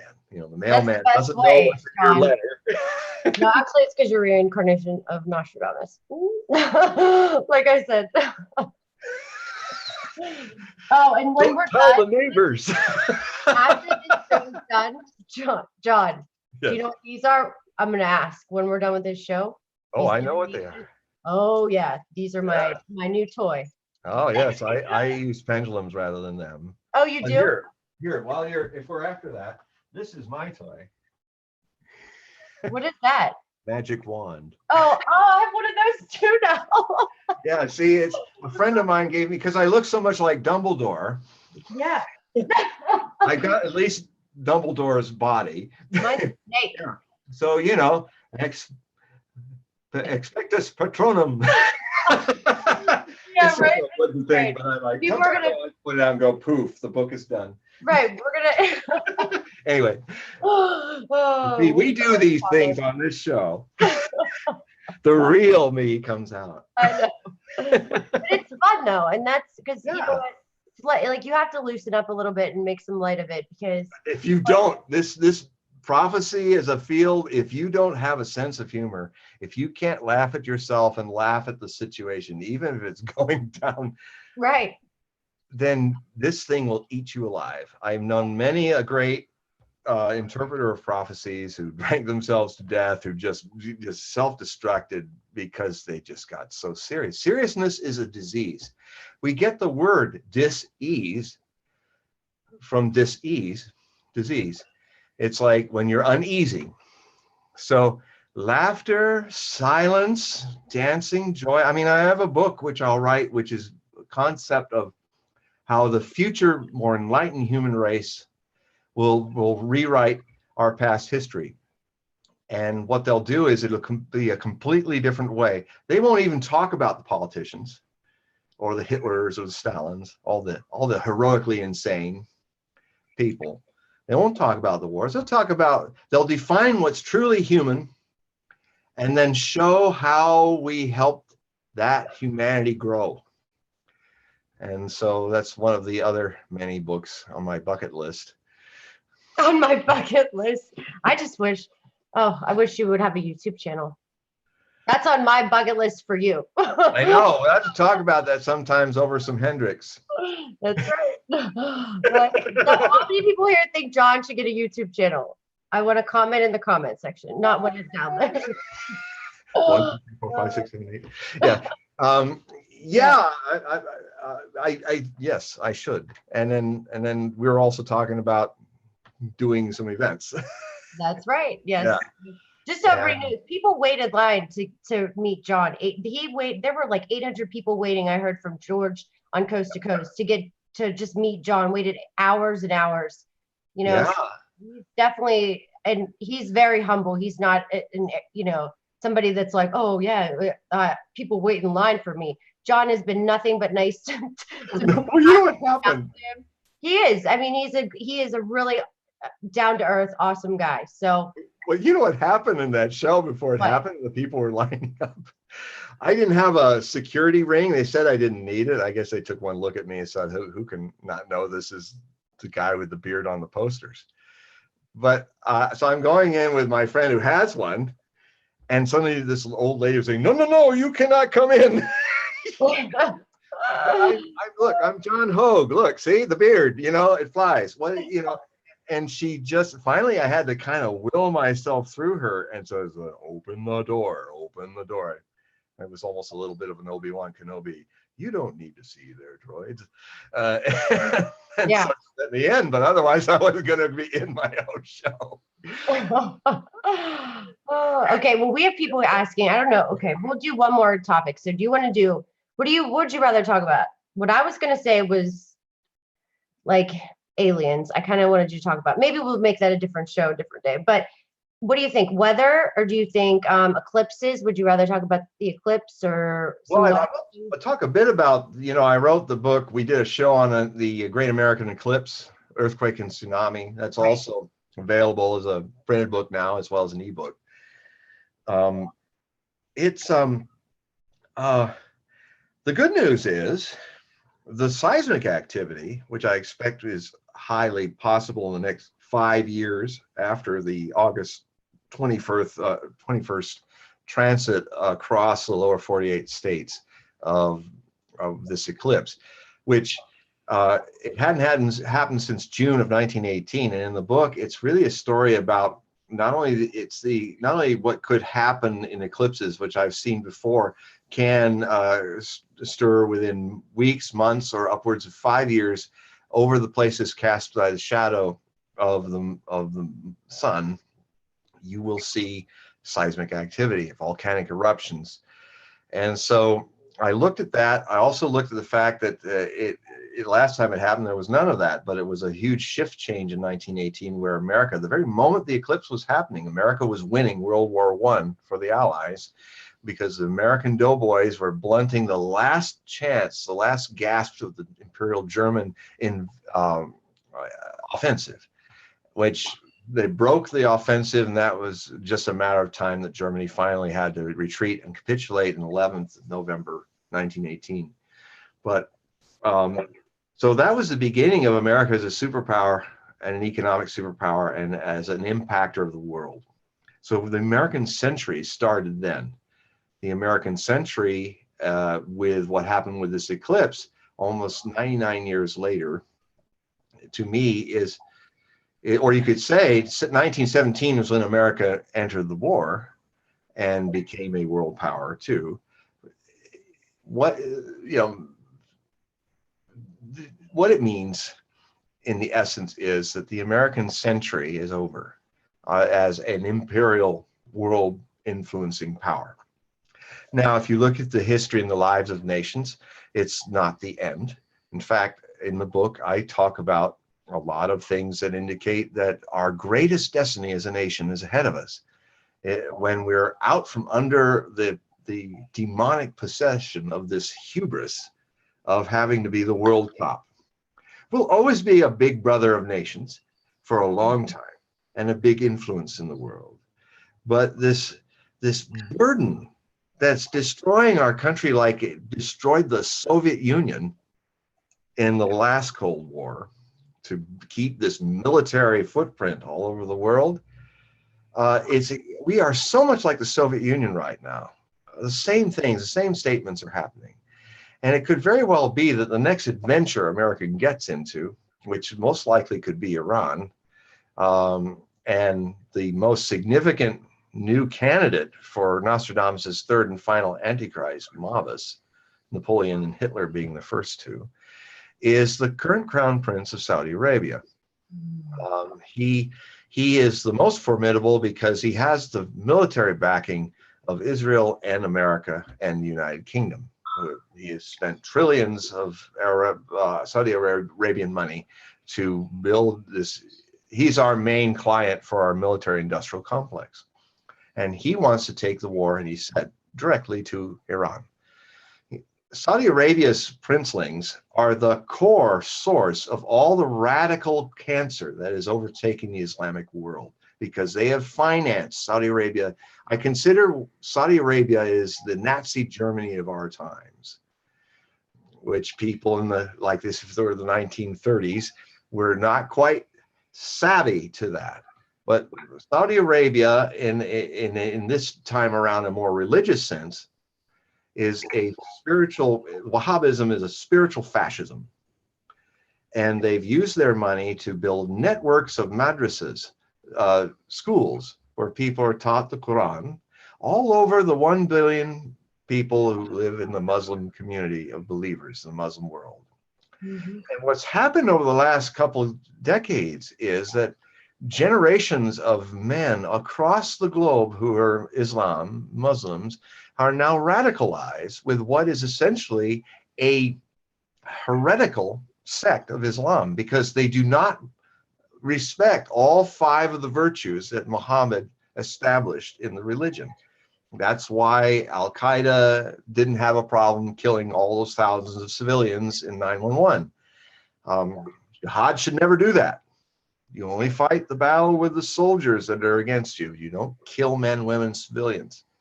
and that's against Islam. But what's happening is, through the influence of oil money, through the influence of American protection, and absolving them of the many outrages that have actually the Saudi government the people in the Saudi regime have been financing ISIS, financing Al-Qaeda, financing the 6-year civil war to try to oust Assad and destroyed Syria. And mostly the Al-Qaeda people who bombed us in 9/11 were almost all Saudi Arabians. And it is true that Saudi princes and stuff were the only people allowed to fly out of our country with the help of the government to when 9/11 put everybody on the ground, on the deck, because of terror threats on the September 11th. This is an evil regime, and somebody's got to say it. And it's an evil regime that this country is aiding and abetting, and it could lead to a war with people that actually we could get along famously with, the Iranian people. And it will end up being the Soviet invasion of Afghanistan moment for this empire, only it won't be a long occupation. It could be one very drastic overreach of US military power in a world that it's already isolating, in a world where leaders now are doing things unheard of before, like the Korean leaders talking. What happened in Syria after ISIS was defeated is that now there is a full-scale negotiation going on between the Syrians, the Kurds, the Turks, and to create a new Syria, and America is not even there. They were invited, they didn't want to come. Nobody was in that meeting between the Korean negotiators that were from, no agent of America was overseeing what was said. This is unprecedented. In a way, it's a good thing. It's showing that the whole America is your big brother who's always there to protect you so you never grow up on your own, stand on your own 2 feet, is beginning to happen as this century is now ending, this American century of global power. And it could be a really good thing. They're sorting out their problems in Syria. But at the same time, America has just declared that it's going to arm 30,000 YPG Kurds, and half of the other people are some of the survivors of ISIS and Al-Qaeda and stuff. So basically, America is doing what they did with the so-called Free Syrian Army, is arming it and helping it to become maybe another ISIS or Al-Qaeda. And the Turkish president is saying, get ye out of there, you Americans, or we will attack this. You've got now a Kurdish army, and we have 1/3 of our country which is Kurdish. You could create a situation where our nation is broken up. They will go to war with those people. And if the American, and this is a NATO country warning another NATO country, Turkey, to America, we could actually be at blows over this. So, you know, where people are trying to do the difficult thing of peace, here's America trying to keep the war market alive. And then what is all about these false alarms of a nuclear attack on Hawaii and Guam? That was weird. At the time when, as I predicted they would do, the North and South Koreans are going to join together their teams and march in the opening ceremonies of the United Nations, I mean, of the Olympics in Korea. This could be a ping pong diplomacy moment that got Nixon to China, only there's no Nixon to go to China. But Nixon doesn't need to go to China. The Koreans can sort this problem out. But, you know, there are forces in the military industrial complex that will lose the business market of potential wars in the Northeastern Pacific. So it was a glitch in Hawaii. I don't know what the other one was in Guam. That's a little more suspicious. But, you know, you had at the very time when this historic meeting of these people talking could end millions dying in wars, and it would upend the economy in all your lives. If Korea goes down and South Korea is blown up, you will feel it in your pocketbook, you will feel it in your lives, and you might get some radiation coming to you from the West Coast. Well, that's happening, there's this ridiculous thing just north of me in Vancouver, Canada. This ridiculous meeting of all the nations that fought on the UN side against the invasion of North Korea by the North Koreans 60, 70 years ago. And it was about how we'll solve the problem, come together and solve the Korean thing. When the real problem is being solved, not only by the North and South Koreans, but also helped by the other people directly impacted if there's a war, and that's China and Russia, who have their borders on North Korea. Yep. And so what it's showing is Kim Jong-un is showing that he's actually quite a shrewd strategic thinker. He has put a wedge between the Americans by actually, I mean, it's very clear what he wants. And the news is just in this country just will not tell you the straight facts about why Koreans in the North need a nuclear weapon, because we have been threatening them since 1950 with nuclear annihilation. MacArthur threatened them. He didn't get the okay from Truman. Eisenhower threatened them. And that's why they went to the armistice talks.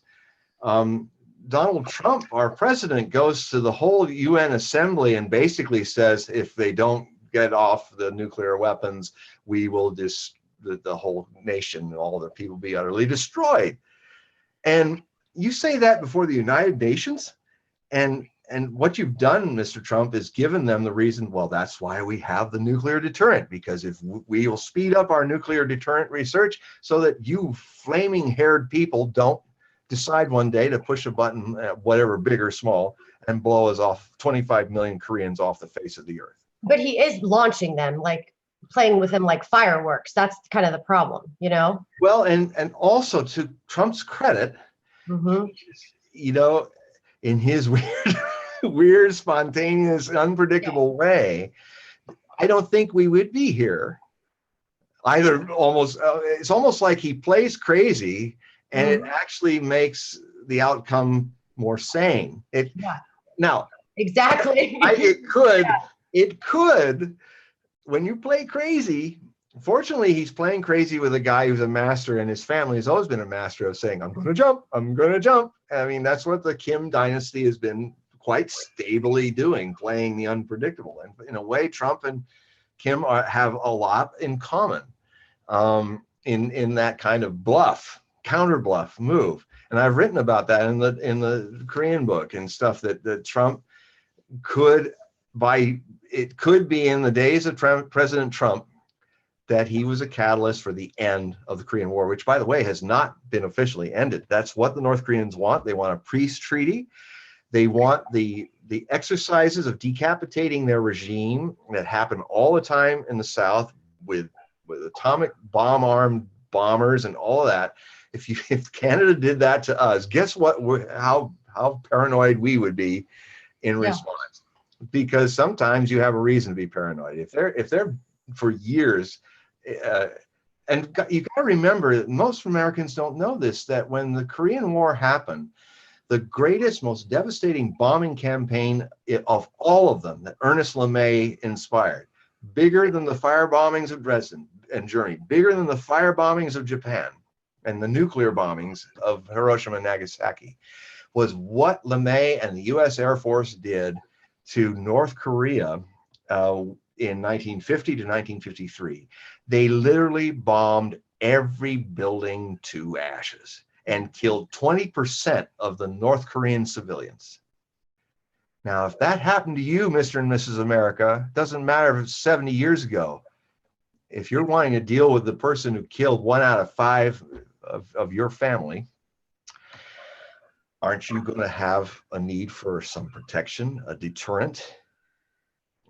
Don't you see why the North Korean people are behind this? As Putin said in Russia, he said these people will eat grass before they give up their weapons. Why? Because the news in the West stops there. And we go, oh, what weird people. That's the problem. We don't have this knowledge. The why is because we have been such a threat, and not just a threat. We've killed 1 out of 5 North Korean civilians, which we didn't need to do. We bombed them to the Stone Age. People were living in caves in North Korea because of us. It's amazing that they even want to talk to us. We're monsters in their mind because of what we did. But you won't know that. You won't know that we've been threatening them with atomic attack and annihilation since 1950. And so when the Soviet umbrella disappeared at the end of the Cold War, that's why in the early 1990s, the North Korean government started to build a nuclear weapons program. Because why, everybody? Why? Echo, echo? Because they're terrified of us unhinged Americans and what we threaten and what we think we, if we want to firebomb them to the Stone Age, we don't even think twice about it. And we think it's a wonderful thing. Look at us.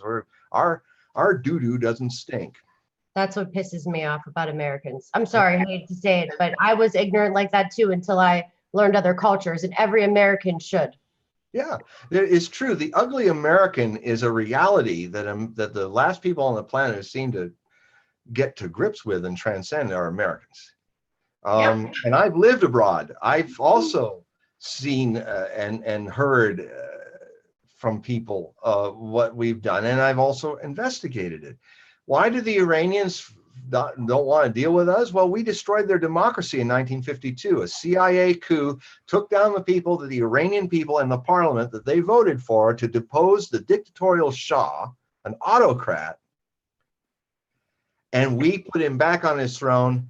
The Shah, with our help, created the Savak, which was a military police to rival the Gestapo in Nazi Germany. They were a terrible, terrifying group, and it led eventually to the next popular uprising in 1978-79. We created the Islamic Republic because of the bad karma we did in 52 by destroying their democracy. And we're the great democracy of the world? Hypocrites. We are hypocrites. Absolutely. And the world knows it. And I hope Americans will be brave enough and strong enough to notice that when we stray from living our vision into neoconservative or neoliberalist, they even say in their manifestos, don't lead by example. That's just it. No, we got to lead. We say one thing and we'll do the other. Because we've got to dominate the oil, we've got to contain, we've got to find new enemies now that the Soviet Union is gone. And we got that, and what they were saying between the lines is we've got to preserve this military industrial complex, which is an integral part of our industry. It needs a lot of fuel. So we need any states that have the gall to protest their sovereignty when we want them to do something for us. And then they do something worse. They say we're going to get off the dollar. Mm-hmm. You don't have to like Saddam Hussein or Gaddafi or even Assad, but those are three leaders who said, let's get off the dollar. And look what we tried to do to them. Yep. So and Iran as well. And we want to do them next. But if we do them, it will be a military disaster in the Persian Gulf that in the book, Nostradamus, The War with Iran, Islamic Prophecies of the Apocalypse, is a book I wrote in 2013. It's the second edition. It shows that Nostradamus saw this as a pivotal. Nostradamus is very specific when there's something big in our future that could change the whole world's destiny. And it's surprising how much of what he has to say about Iran and Persia and the Arabian Gulf. He even names the coast, the Iranian coast of the Strait of Hormuz, as the source of a fleet-on-fleet crisis, where a fleet is melted and sunk in the Arabian Gulf.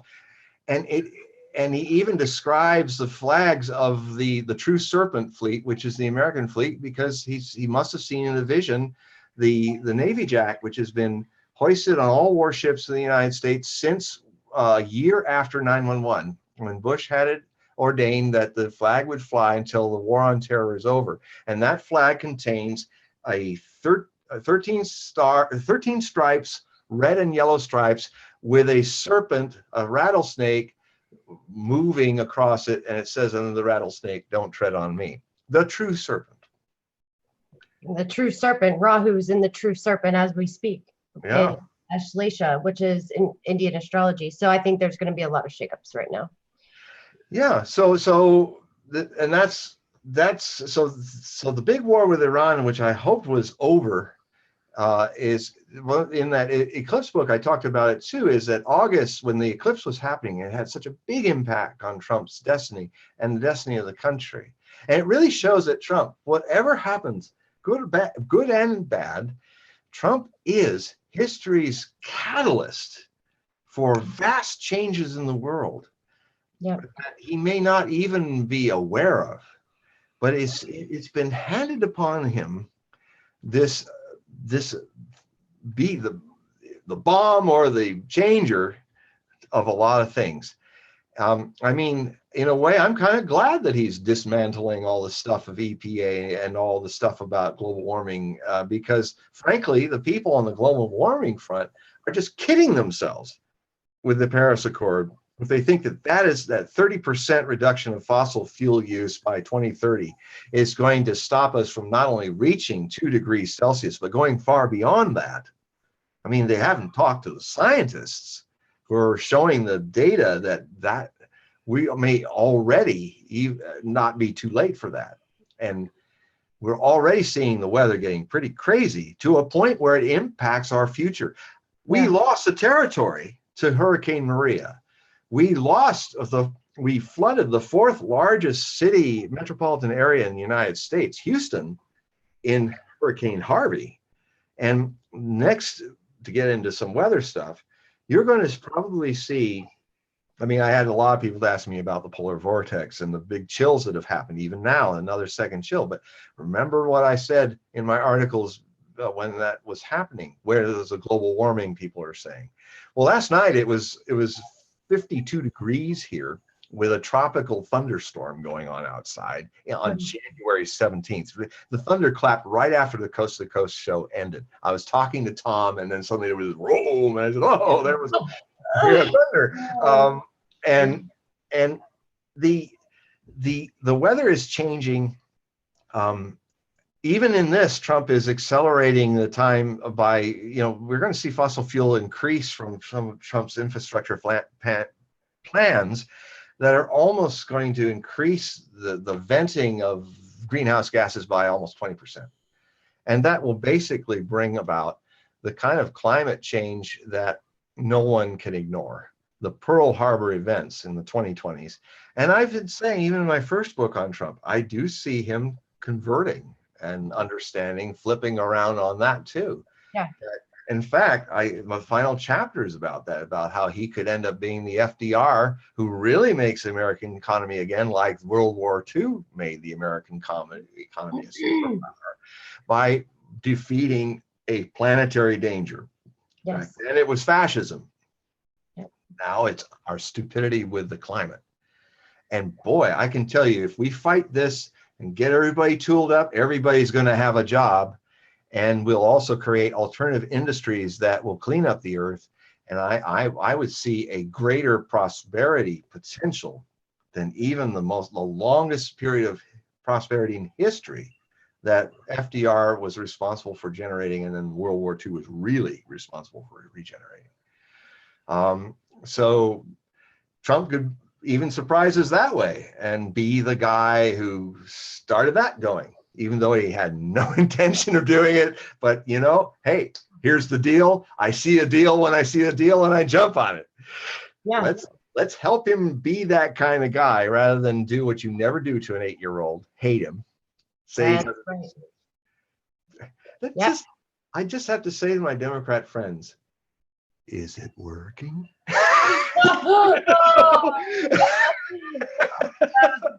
I swear. Okay, and my Hooter Owl moment. Okay, I have to ask you this. I promise this is the last one, because 2 hours. It's wow, I'm having fun. I didn't. I know. I feel bad. It was 2 hours. But my last question, because one of my really good friends who I do shows with, she's a numerologist in the UK, and well, I'm curious to know, what's your numerology number? Are you a 7 like me? Do you know? I'll have to look after. I think I'm an 8. Oh, really? I think I'm an 8, but there's also I'm an 11 and something. Okay, we'll have to check. So we're going to look at we'll look at that. And she's from the UK, and she's very psychic too. And Trisha G, she's probably in my chat moderating right now. And she has a YouTube channel, and she has said multiple times, like, she feels some intuition stuff too, what could happen with, you know, the royalty in the UK. Do you foresee anything going on with that? You know, Elizabeth is going strong. I mean, I can't imagine that. I mean, she could live as long as her mother, the Queen Mother, and get to about 102. But at a certain point, she's going to have to let go of the reins to Charles. Mm-hmm.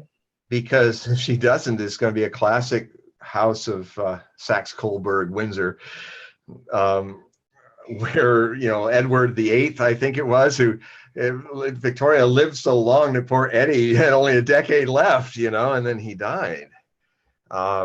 So it all comes down to William, and it's interesting. What's happened is that Prince William and his grandma, the Queen, have really gotten close over the years, especially when he was at Eton, and she used to have him come over at the end of school, walk over to Windsor Castle to have tea with her. And she's found in William a person of exactly the like-mindedness.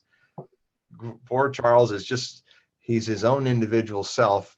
And at a certain point, he almost could have become a disciple of the same master that I have in India, even, because he was good friends with Prince Welf of Hanover, who was the direct line to Ludwig II, the famous Mad King of Bavaria, who financed Wagner finishing a lot of his operas and made those amazing castles. And there was a time when him and his wife were meeting Charles on a trip to India, and they went to Bombay from Pune. And the story goes that Charles, who always had a mystical bent and really wanted to go into meditation and stuff, he said, "Oh God, I wish," saw them in their orange robes and their beads, and he said, "Oh, as sannyasins, as disciples in the East, oh, I wish I could do what you're doing. That's really what I want to do, but I have too many responsibilities." And so he went with the responsibilities. So I have a tenderness of a man that might have been my part of my community. So I have that feeling for him. But his son, he will be a good successor to Queen Elizabeth. I think Charles will be the interim, but I think William will perhaps be the last monarch of England. Yeah, we'll see. I get funny feelings about George, his little baby. I get feelings that no, George might just also be a king at the end of this century somewhere, you know. Little Pike might see the 22nd century as king of England. But so you think this is going to be the last? He might be the last one. Second to the last of the last. Second to the last. Yeah. I think that the two of them, his wife, and are just a remarkable couple. I really like. I like his wife very much. What's her name? I love her. But we've done charts, but we didn't get to them. We just got to the. How weird is this, though? I'm not gonna. This is so crazy to me. When we have a series on my channel that Trisha and I did. We talk about the Queen's chart, and we've done pairs. So Meghan Markle and her husband, or whatever, new husband. I can't even remember his name. And the Queen and, you know, whatever the guy's name is, they have the exact same ascendant, the exact same moon, nakshatra. It's scary. It's weird. And it's not, their charts are a little on the dicey side.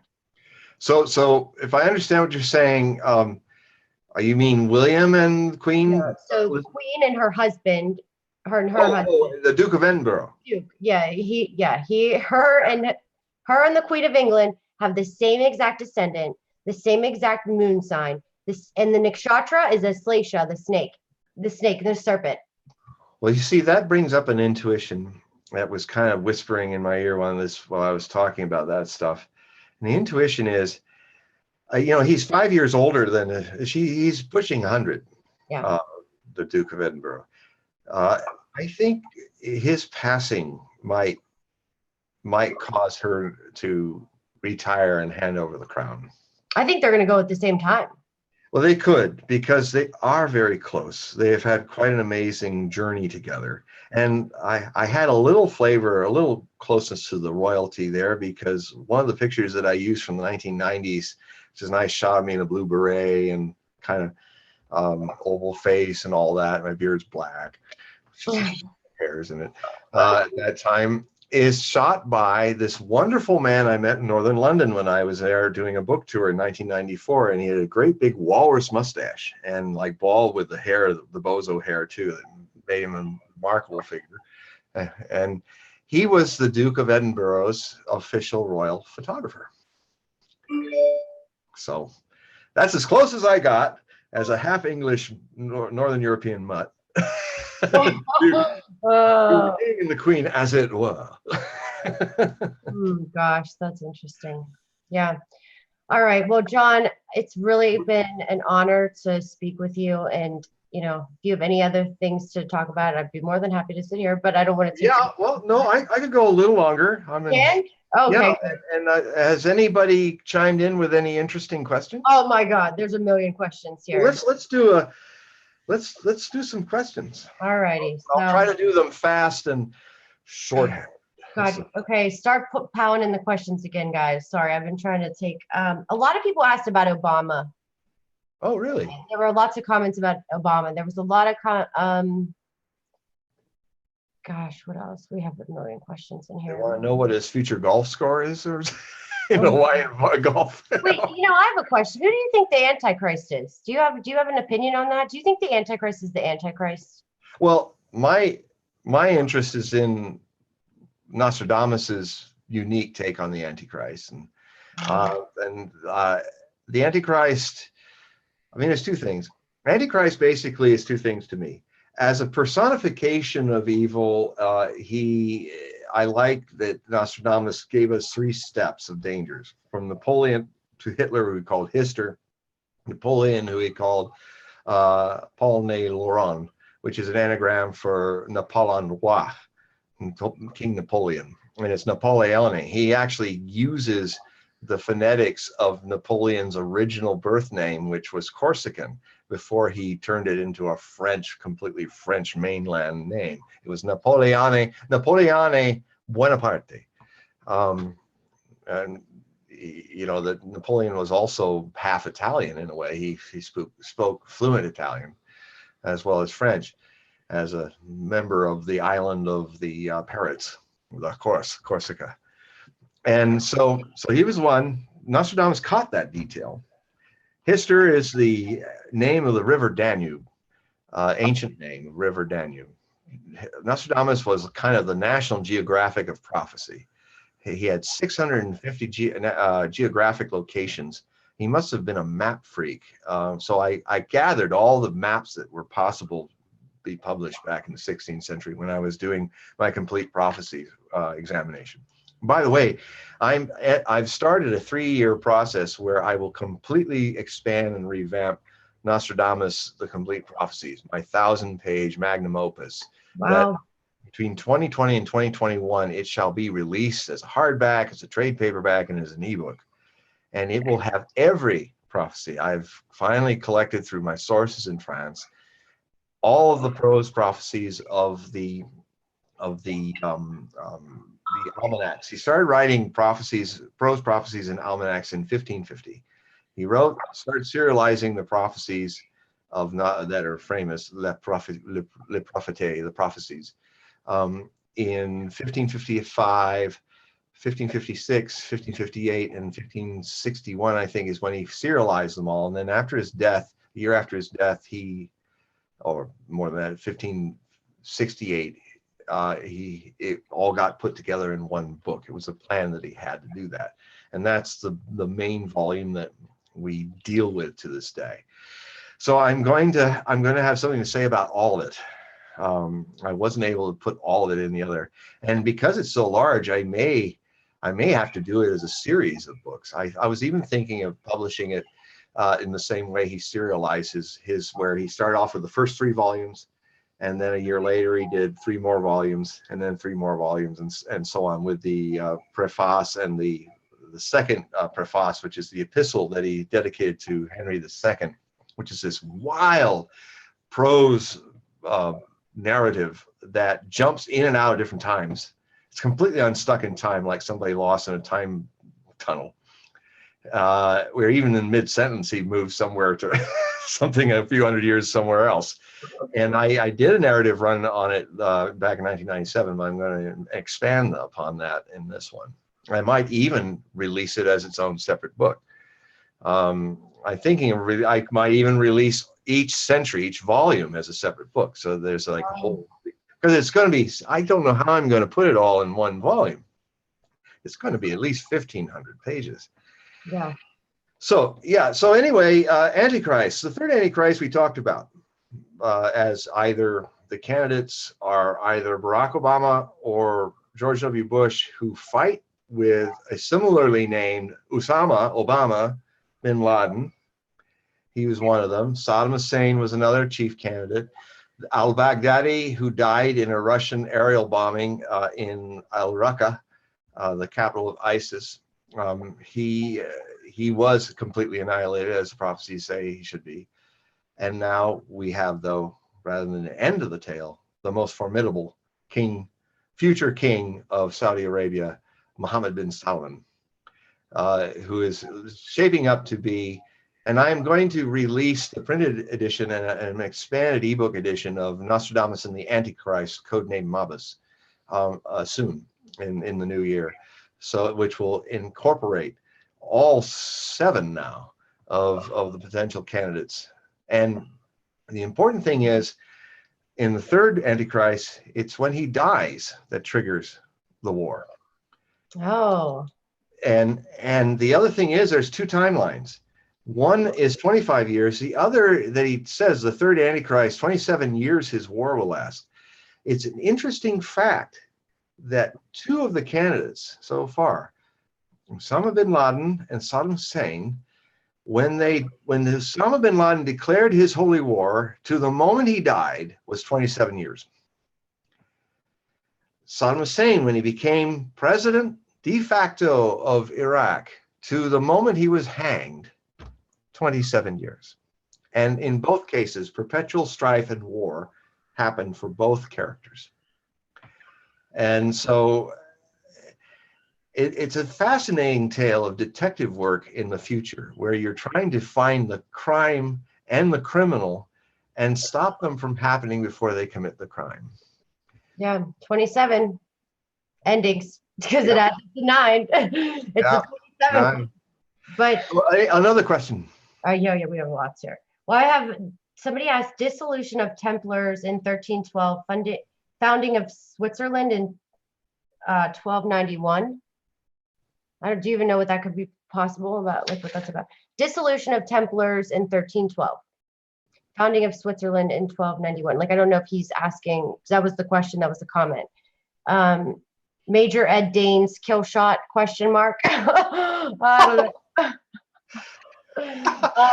Well, all I could say for Ed, Mr. Ed, okay.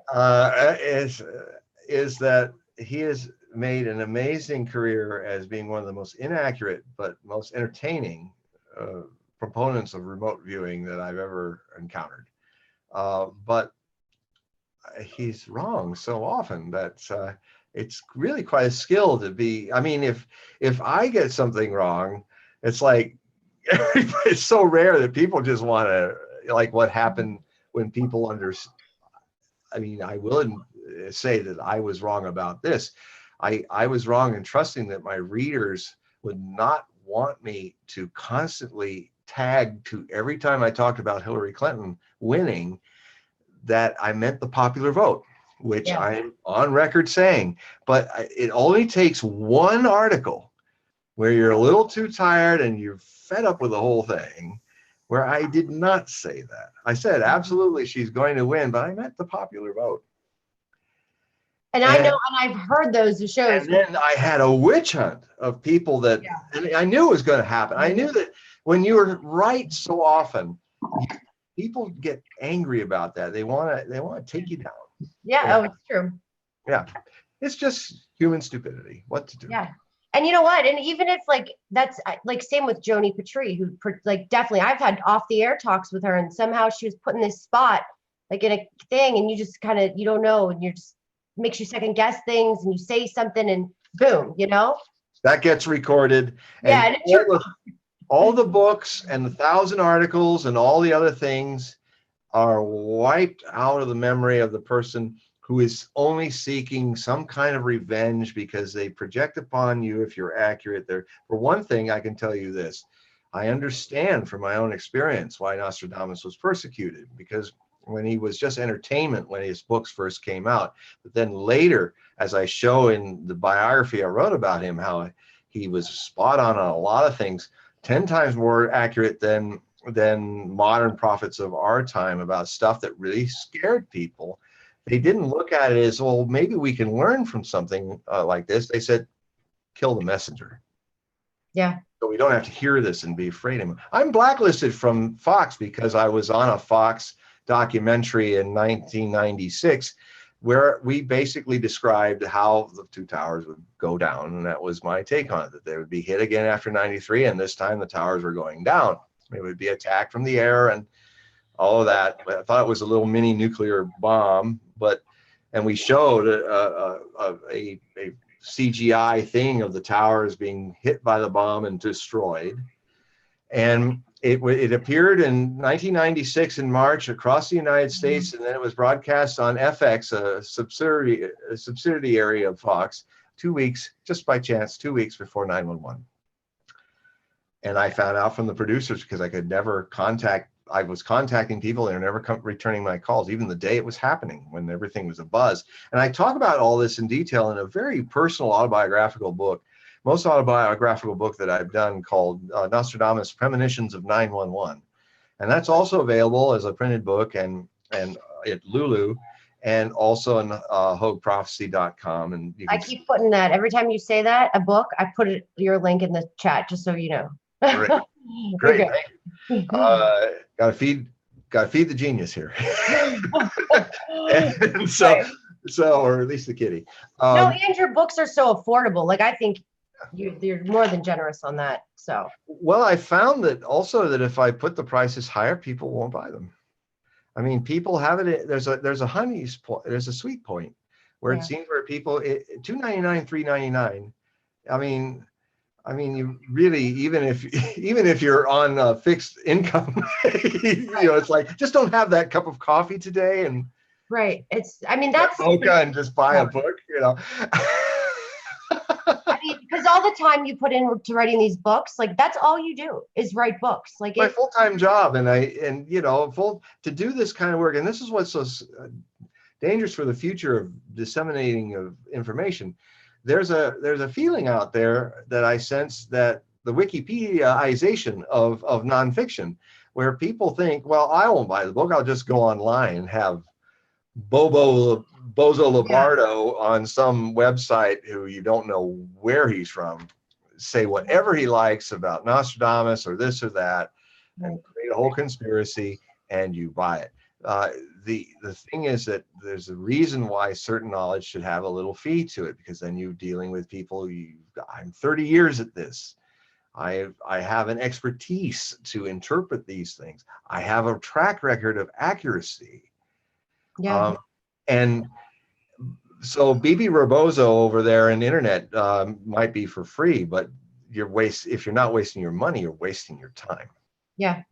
And how many moments in this life do you have that you can waste? One day gone. So it's sort of, so that kind of so I'm going back because of that. One thing I'll say, a prediction about my own life, the year 2018, I am going to go back to fiction. I'm starting on my first fictional novel, will be released this year. First of 8 in a new genre, which I call scry-fi. It's a science fiction prophecy genre, and it basically is like sci-fi. It's scry-fi. A scrying tool is like a crystal ball or a rock or mirror, and so it's where I'm taking, because one thing is still true. Most of you, when you look at fiction, you still know that you have to buy it to read it. It's not, so it's free fiction out there, but the quality fiction that you want to read can cost, like my friend J.R. Rain, who is a local here in the island. He's the guy that created the idea of the honey spot of $3.99 with his Samantha Moon Vampire for Hire books. And he found that that was the number that people could say yes to. And so $2.99, $3.99. So I do that a lot. That's explaining why I do that. So yes, the first of 8 novels is going to be published. And I also have an anthology of sci-fi short stories. One of them is already published. And if you go online to Amazon for like $1.79, you can get a long short story, which is one of the 10 that are going to be in what I call the sci-fi tales, where I introduce the genre, and it's called Kamikaze Tomorrowland. And you'll get a taste of what's in store for you, a very different dimension of writing from me. Got a lot of great reviews. The only collective review that negative about was that they said it wasn't long enough. They wanted more. Well, it was a short story, but so that was a nice kind of criticism. So I'm going back into it, partially because of economic strains, and also because I've reached a point in this work where I will go on with my nonfiction books. I'm going to try to be a double threat, nonfiction and fiction. But there are things I can say about the distant future and about prophecy. I've always waited for the time when I could do what Jules Verne and H.G. Wells did, and that is take you then through the genre of fiction into a realm that's more agreeable, more approachable, and take you, it's still prophecy. It's not fiction. A lot of what I'm going to write about in the fiction guise is a disguise. I'm writing pure prophecies about the future. And there's so much I haven't even tapped yet in my work, even though with all the books and articles, there are things that I'm going to do that will take a theme in your lives and take that theme like love, sex, democracy, war, peace, and take you step by step through the next 1,000 years of the evolutionary jumps that will happen in all those things. And that the first book of that group will also be published this year.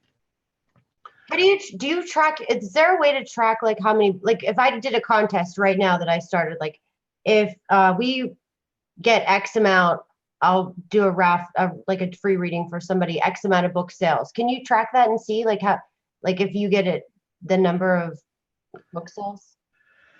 I would, yeah. I mean, that is an interesting concept. But then, who would win it? Yes, I can't. I don't. I know. I'll just pick out of all my. I mean, I'm actually going to soon. I'm already starting to get my readers used to it, because now when I do the article streams, I give them like a third of the article, and then at a certain point, if they're really interested, I give them something for free. Here, whoever buys the most books gets a. We'll figure out like some sort of raffle, and we'll do something like that. Yeah, that would be great. Because honestly, John, I'm about to become your manager and say you need to raise those prices. I know.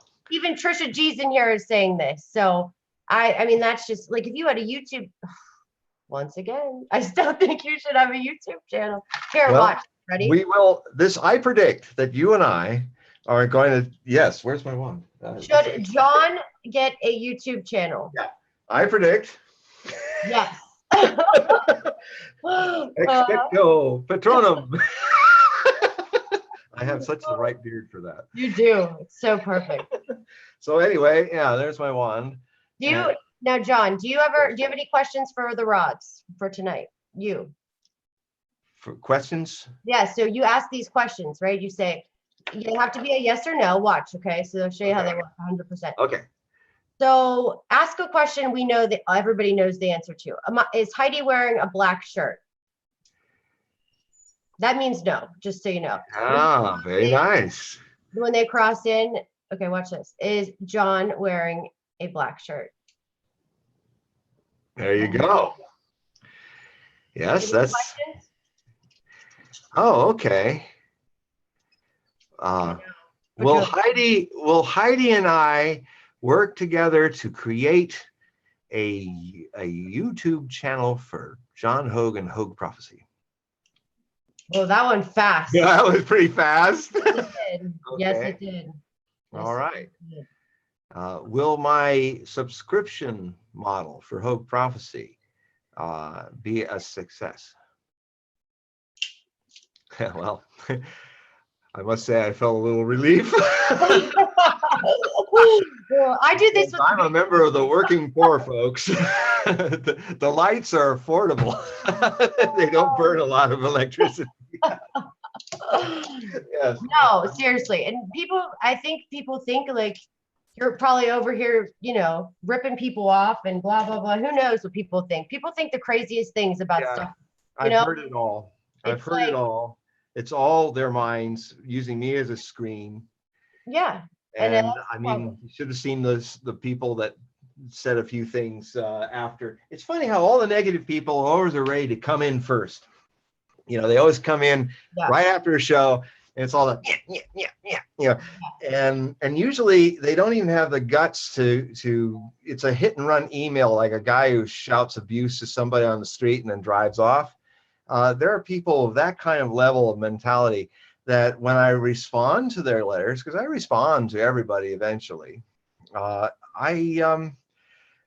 find out it's male daemon, which shows that they just wanted to get a hit and they were too cowardly to get a response. And a lot of times my responses are very loving and but you're not going to get away with it because I'll just post your letter, make it an article at Hogue Prophecy. I do that to a lot of the people who are.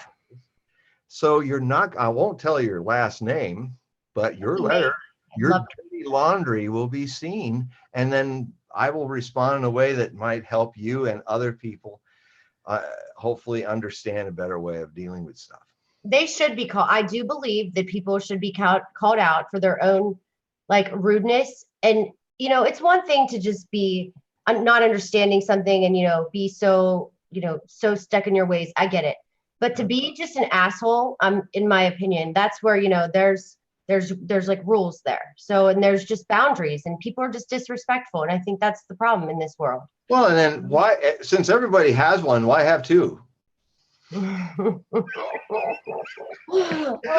you're a double asshole. All right. Somebody wrote, okay, here's the last two questions. Do you think Bitcoin will go up to 100 grand this year? Put a spell on it to try to make that happen, please.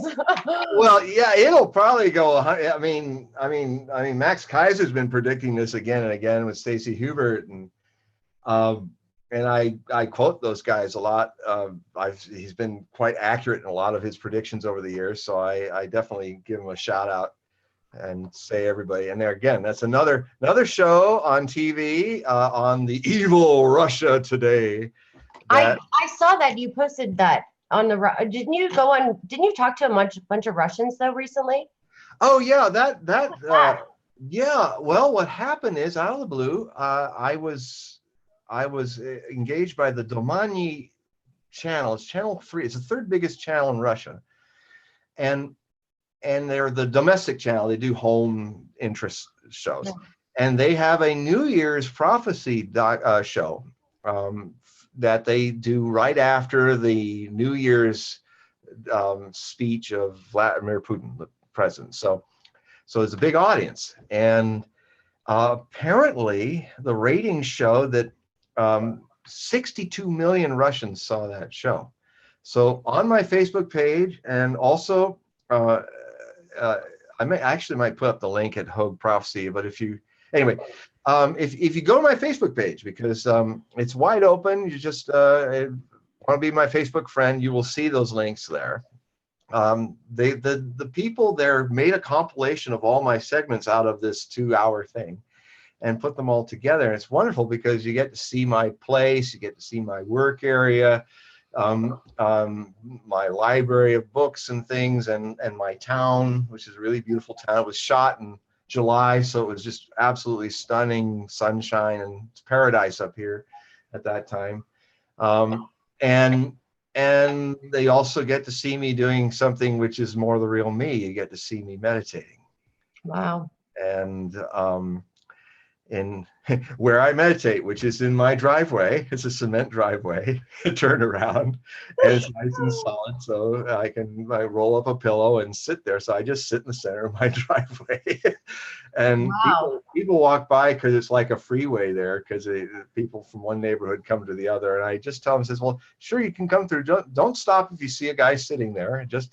And you don't have to be quiet, because I include whatever's happening in the world is to be watched without for or against feelings, because what I'm simply trying to do, and it's really what reflects in my work, I hope, is to simply relax and allow the mind and the emotions and all the programming and stuff. It can chatter, it can be monkeys on my back, whatever, and I'm not going to try to stop it. The problem is the eye. It's like the Zen master said, you can't wash out a blood stain with more blood. If you try to use the mind, a lot of people think they got to silence the mind and meditate. They got to do something. Meditation, as I understand it, has nothing to do with doing. Doing's the problem. It has with just simply being. You just simply wait and watch your breath, and you just wait. And there's no goal, because the hypothesis is you are already it. You are already the source of the whole cosmos. That's the hypothesis that subjective scientists of meditation tests by simply doing nothing. And it's really the source of where I do a lot of my prophecy, from simply doing nothing. Poor Nostradamus, he had his wooden wands and God knows what else. If I am the poor man in this life, I've learned to let all of that go, except the lights. Except the lights. He didn't have lights like this. Oh, that's funny. And always remember to laugh at things. Yeah, you have to. Especially yourself. Yeah. There's nothing more comical than yourself. That's true. It's the best movie in town. Oh gosh, that's funny. And they said John can be channel 29. Everybody's asking. Let's see here. Yeah, we had some really good ones, and then they just go so fast. All right. Well, first of all, this is a great idea. You should get Bitcoin for donations on your site, and you should accept Bitcoin. I'm going to look into it myself to do Bitcoin. Accept it. The main thing I'm needing also is if we can set it up. Well, no, it would be nice to have one of those systems where it can be converted. Yes. Yeah, because I've been asking another person who had a similar suggestion. I said, well, can you set up? You want to do a donation in Bitcoin? I said, yeah, great, I love it, but I'd like to also be able to convert it into other currencies. Yeah. Well, maybe somebody in the Bitcoin that's from the Bitcoin side can contact John and help him figure that out too. So let's see. Oh, what did somebody ask? Something about are these questions stored somewhere? But I can copy them all. So maybe we should do another show of like all questions. Yeah, let's copy all those questions, and then I'll do what I was starting to do at Coast. I mean, George and I in the first hour, we kind of got into like the time went by, and then in between the next hour, Tom called me and said, yeah, let's pick it up. And then we had this really nice boom, boom, boom show. So we could do that here since we don't have the time constraints. Yeah, right. And it would even be nice if you could even come in on the live chat too, and that would be fun too. And we could set it up one day, and we'll kind of. Oh yeah, I do live chats with Whitley all the time. Yeah. And I did it with Lex at Coast. I used to do live chats. We might do another one sometime where I'm just banging away at 80 words a minute. In fact, it's great. People get to see how fast I type in this Russian thing. Oh my God. I have this big, bulky, ergonomic keyboard. It's 17 years old, and then you get to see my big, meaty hands just going.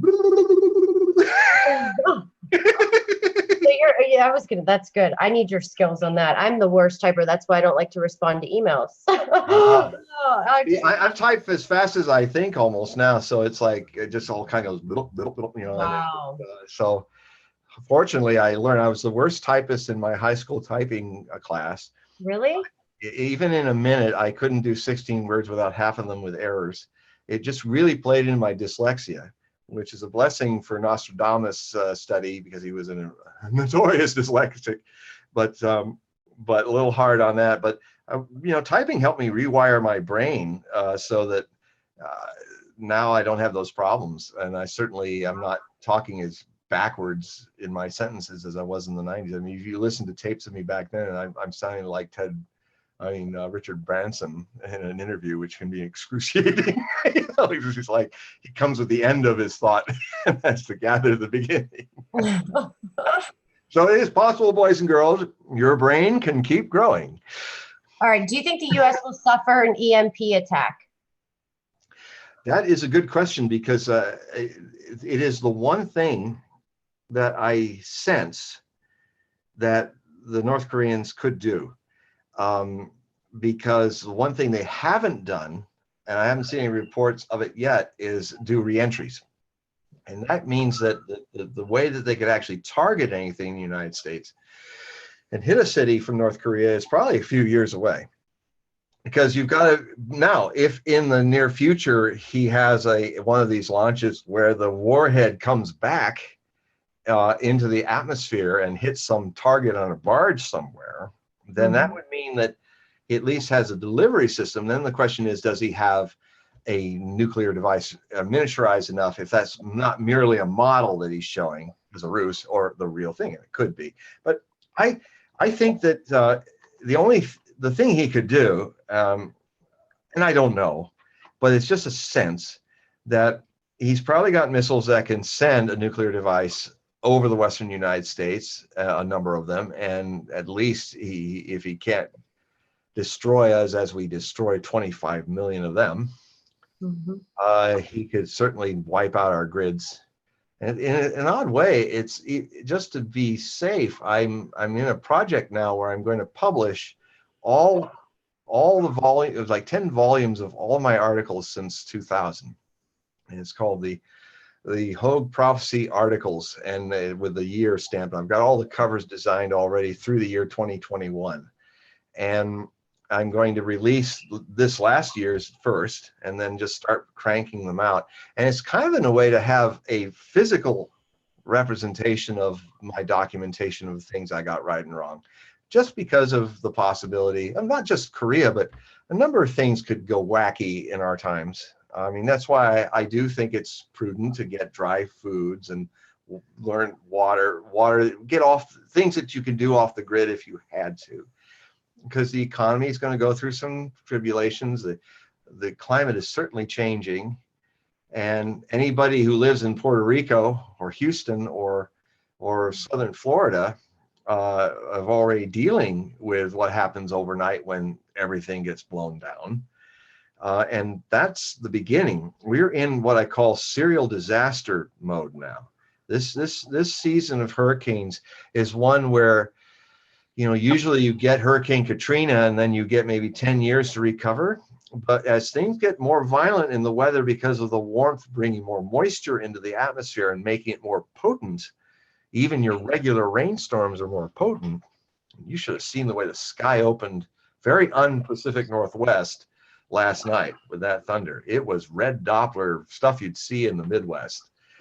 And this is our future. So yes, your grids are going to be strained. They're also antiquated. So yes, get the food, get the things, and store it. And it's not like negative or doomsday. And I would do it in community too. The person who thinks that they can hide with their family and just weather through a few years of troubles, they're usually, I think, in such a world, the first people who are going to be pulled out of their little holes and taken out. I mean, so the more that people individually and as a community work to protect each other, that's really the way to go with things that are coming.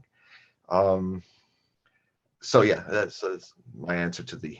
And all right, this will be the last one. Everybody's asking about Tesla, and what are your thoughts on that, and time traveling, and gosh, there's a lot of questions. What do you think on Tesla and time traveling? Well, Tesla, I'm hoping someday to write about Tesla.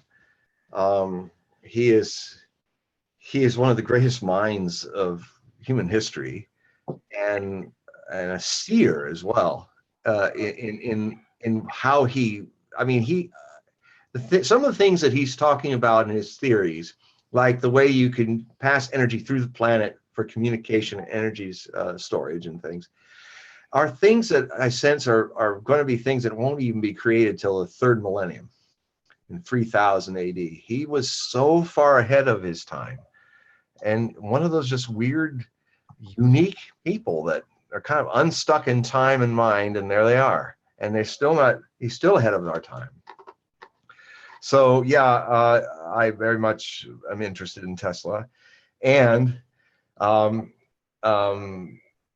Musk's, I've changed all my lights in my office to Tesla lights.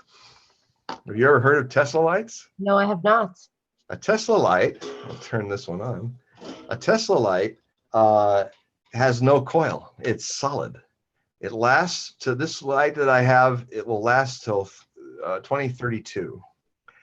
It was only $5 or so, and it has all the full spectrum colors, and it gets warmer and warmer and gets brighter and brighter. See how it's getting brighter and brighter, and it just gets like, yeah.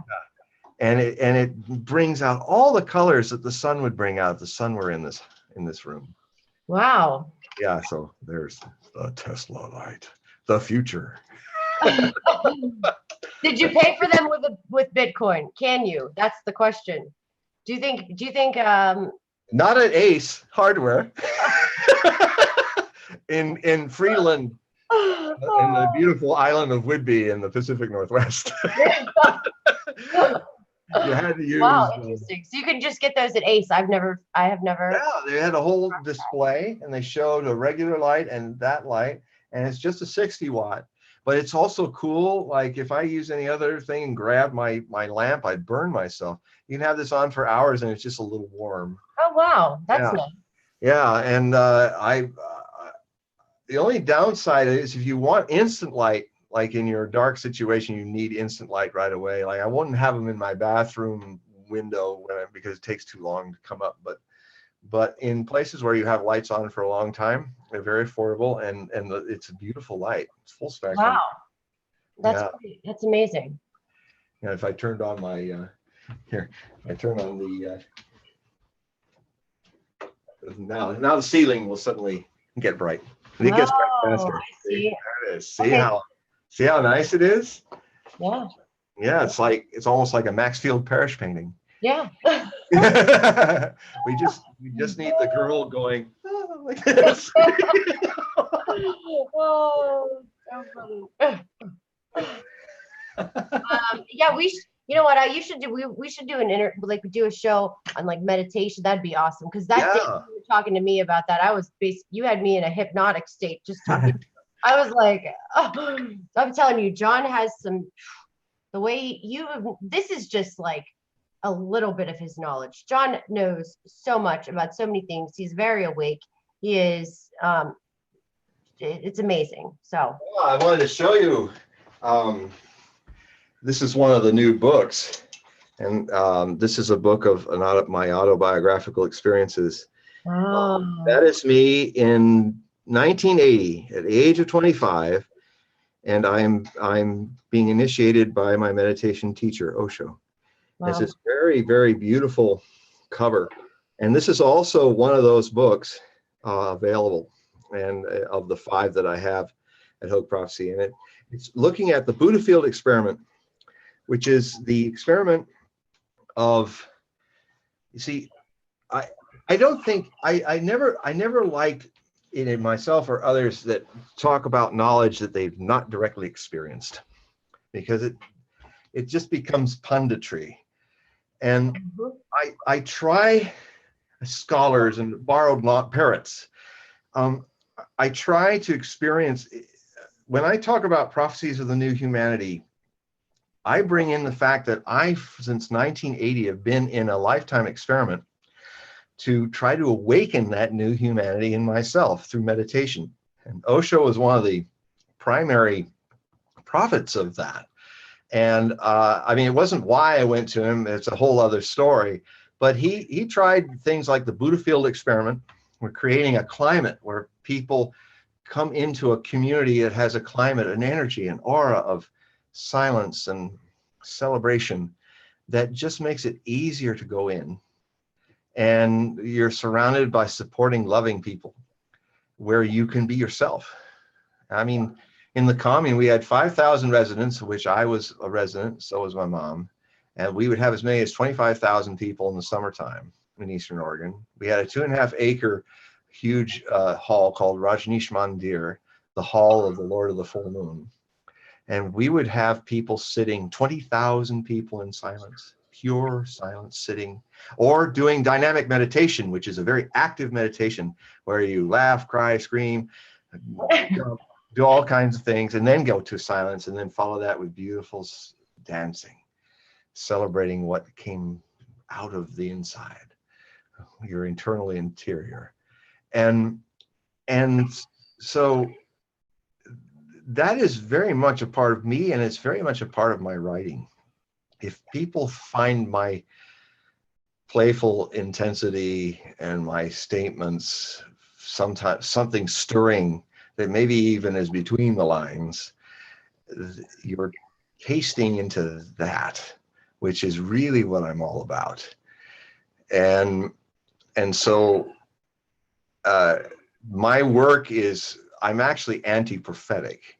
I use Tantra style devices. In Tantra, everybody knows Tantra for sex, but Tantra is about living life from sex to superconsciousness, from not being an escapist, but to be a Buddha in the marketplace, to be you're in the world like Zorba the Greek, but you're not of the world inside like Gautama Buddha, the awakened one. And you're a synthesis of that. That was Osho's vision of the new man. And I am also in the next 3 years embarking upon a 3-book series called The New Humanity, which will have 3 steps.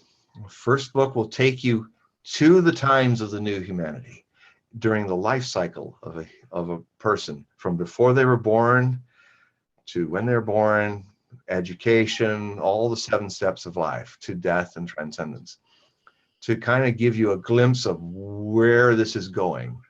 The next book will look at what's in the way of us being that right now. Because the future humanity lives in the eternity of the bliss of the present.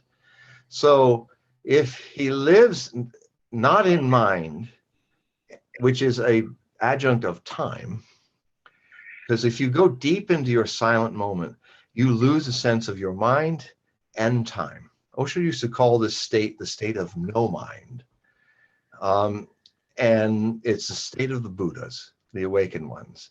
And it's basically in that state, mind and time seem to be associated. I've had glimpses of this experience where for long periods, it seems like time, it does not exist, and mind is also not there. Mm-hmm. Now that doesn't mean that you're just sitting there. You can live life like that. You bring back from that experience that flavor, that sense, and that's what a true authentic master gives you. And a phony master wants to imprison you. You need him to survive. And that's where the cult masters and all, the Jimmy Jones and people like that are like that. Or even the Pope is not mean to be, but that the institutionalization of religions into huge corporate things tends to now make you dependent on that. But a real master is by example an indication that what has happened to me is you. It's not about happening to you. You discover that you are already it.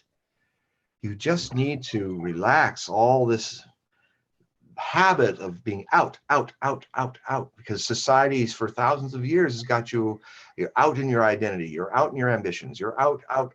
And then when you ask about learning meditation, you say, well, where is it? I want to do meditation. I want to silence the mind. And again, that's out.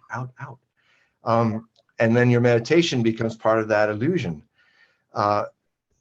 there's a knack of simply letting yourself be as you are, watchful, aloof. And then you just wait and let the mind chatter, let the song you can't get out of your head continue. Let the feelings of fear or sadness just be there, not before them or against them. And then there are moments where you discover the potential that there is a consciousness that's like a mirror that reflects the world perfectly. You can, but it's the very core of everything. And the whole, Osho said that when he became aware of this 24 hours a day, it was like he'd always been looking for it outside as some far off thing and never understood that he was it. And that we all are it. And when you feel that, sometimes you can feel it unite you with the trees, the sky, the infinite details outside. And it's a state that the English language has misinterpreted, not nothingness. It's no thingness. All the things are one. Whole universe is you. And when you disappear, that's the hypothesis. And Osho was all about don't make this a new belief, and because belief is ignorance. Belief is one of the worst curses that have happened to human evolution and enlightenment. Belief is where you stop searching. Belief is where you satisfy yourself on the road to understanding with a little pebble on the side of the road, and you don't go the whole rest of the way. Whole religions are based on it. Only perhaps Zen is the only religion that has not done this. And before Osho died, he only talked in his discourses about Zen. But Zen comes from the Sanskrit word dhyana, which is meditation, witnessing. In Buddhist language, it was called, in Pali, it was called jhana. It became, when Bodhidharma went to China and merged Tao with Buddhism, it became Chan.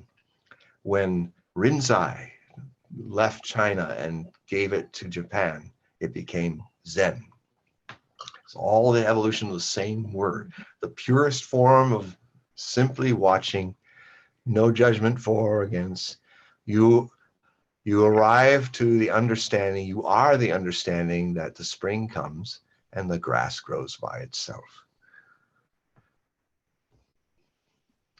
So I love when you talk like this. Oh God, it's so great though. It's like the most calming thing though, and you make it's such good points. Like this is that is the inside of me coming out. That is because I'm a witness to it. I'm here with you all, and I hear the voice change, and I've changed. And you should hear what they're saying. People are loving this, just so you know. Oh, that's good to know. Yeah, loving it. Good to know, because I'd love to share this 10,000 times this, because this is it. All the other stuff. And if people live in this, all the problems of the world will vanish. Yeah. Because the amazing thing that I've had glimpses with is that, you see, our society makes us try to be moral. If you are understanding your inner truth, you automatically, effortlessly love and are fair and are moral and are nonviolent and positive. It's your nature to be these things, but the society's got it upside down. They've seen the great mystics of the past and they said, oh, well, I should just imitate him. And by being nice and kind and quiet and all that, maybe I will someday become a Buddha. No, Buddha didn't do that. He became that after his enlightenment. In fact, everything that he did to become enlightened was wrong. And when he was utterly tired of all the things and austerities he was doing, and he let them go and gave up. Actually, what happened to my own master, he gave up. And there it was. Boom. The whole existence descended. In the last star, That was when Buddha woke from the first time that he allowed himself to sleep and just relax after eating. And he woke up and it was dawn in India and Bihar, and the last star, probably Venus, was vanishing in the new day. And he said, at that moment, I also vanished. But that doesn't mean oblivion. It means there was no self in the way of the all. The all. So he became everywhereness, no thingness. He wasn't a thing seeing the other things anymore. The illusion of separateness. This is a word in ancient Greek for idiot, is one who is under the illusion of being separate from the universe. Idios means that. So we're all idiots.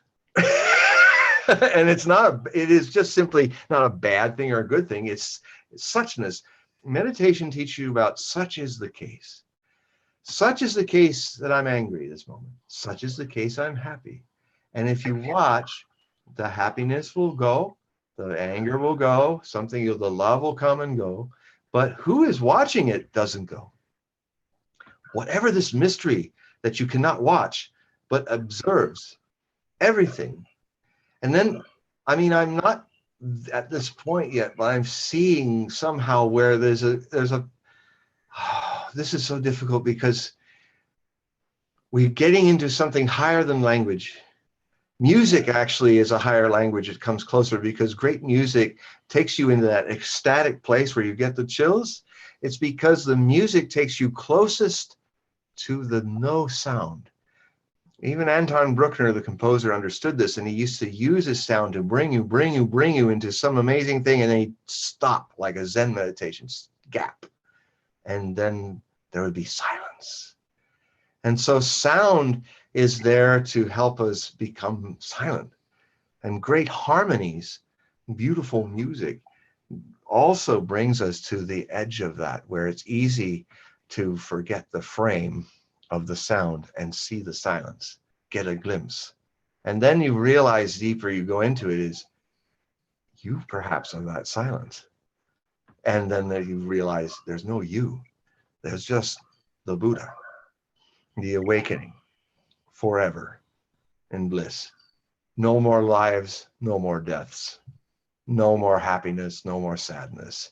You're beyond hope, therefore your hopelessness is also gone. You're beyond belief, your disbelief is also gone. You're beyond hate, you're beyond a small identification with love, because you are love. You know, you become, this is what Osho said. He said, I became love. Mm-hmm. I was love itself. And in a way, that is, you know, Wagner in Tristan and Isolde tried to explain that. He was on the edge of that. When Tristan and Isolde, the lovers, realize that their love is so deep that the only impediment is Tristan and Isolde. The I am Tristan, I am Isolde. So their whole conspiracy of love was to find a way to annihilate the identity of Tristan and Isolde, and just become the love, the whole cosmic love. And in the process of this incomparably beautiful music, which was the most revolutionary jump in classical music in its entire history. A lot of things we take for granted about our modern music, our cinematic music and all that, comes from the beginning, was the Tristan chord that opened that opera. It was so ahead of its time, so radical. And what it was trying to say at the end was, when Tristan dies, and then Isolde is at his body, and then all this mayhem's going on around her, and she's just silently with the body. Finally, she stirs, and they all calm down, the king and the knights and everybody, and then she starts to give an account of seeing Tristan rise, like bathed in starlight and smiling, and how his breath becomes the breath of the whole cosmos. Wagner was a Gemini, so he was really into breath and aromas, and she's there saying, do friends, do you not see what I'm seeing? Am I the only one experiencing this? And this is, you know, where the beautiful music,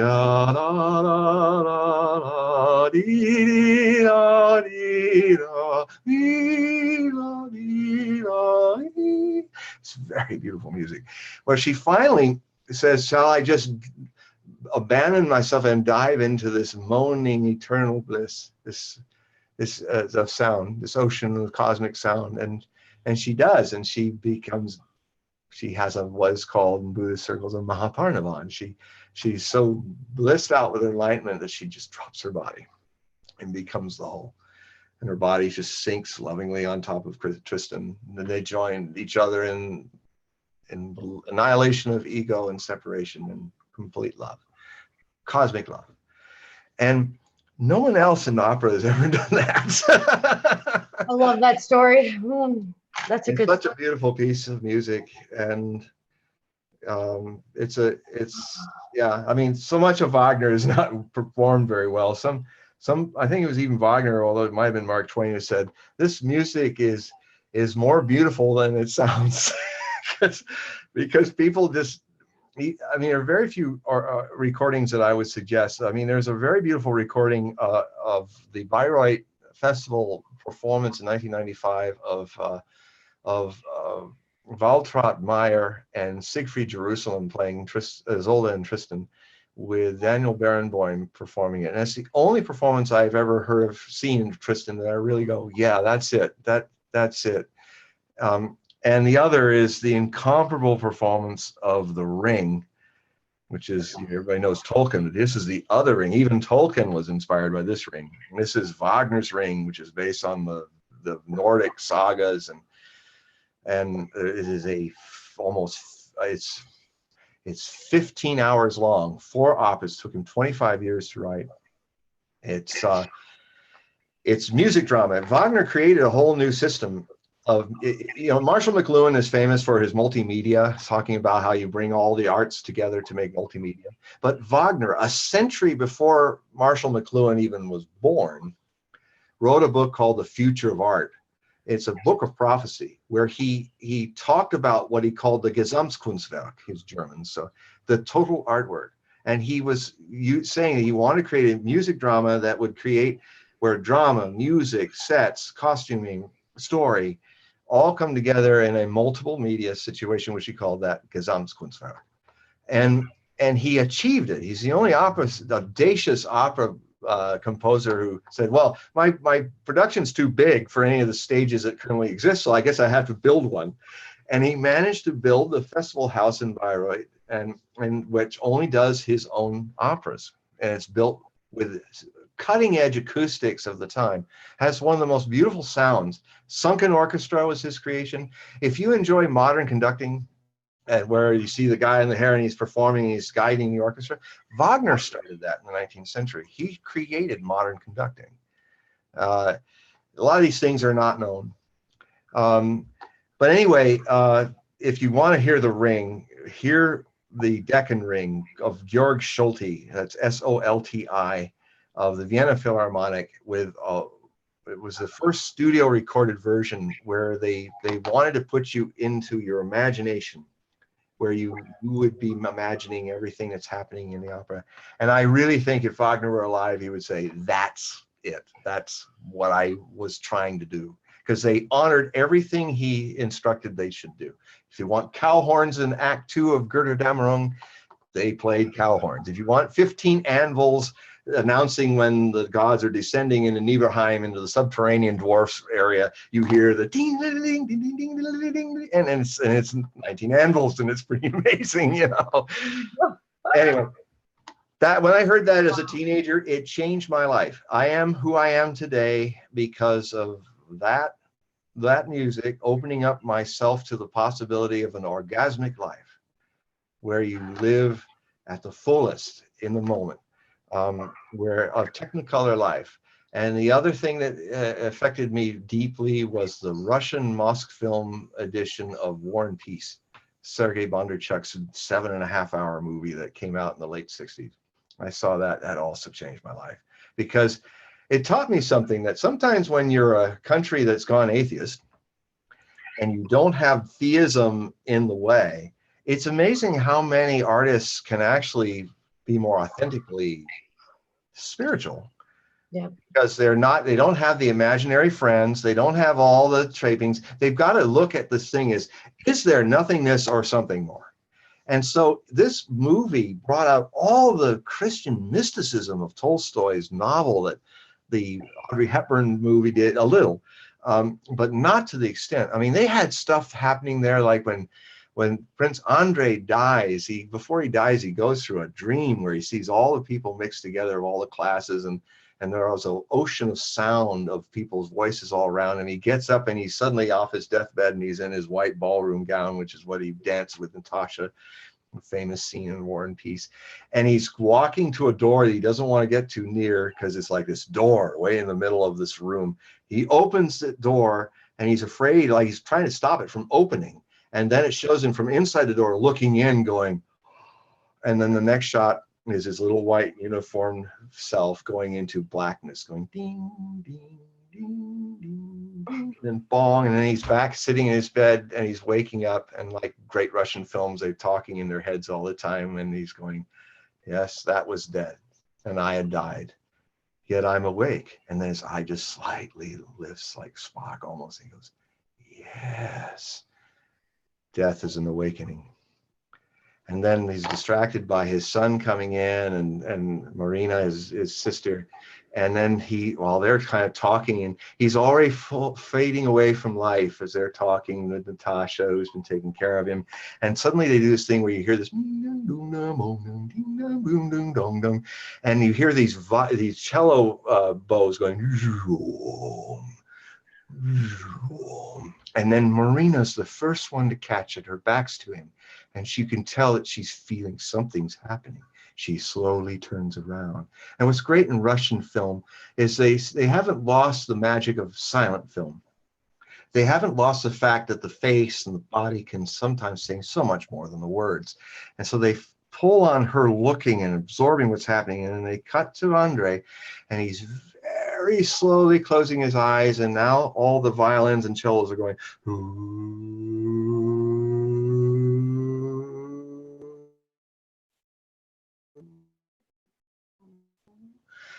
and then they cut to a shot.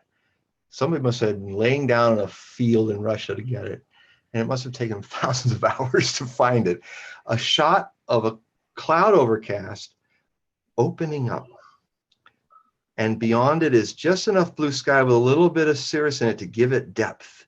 And it opens, opens, opens, silence for like a minute, nothing, and just the opening into the infinite.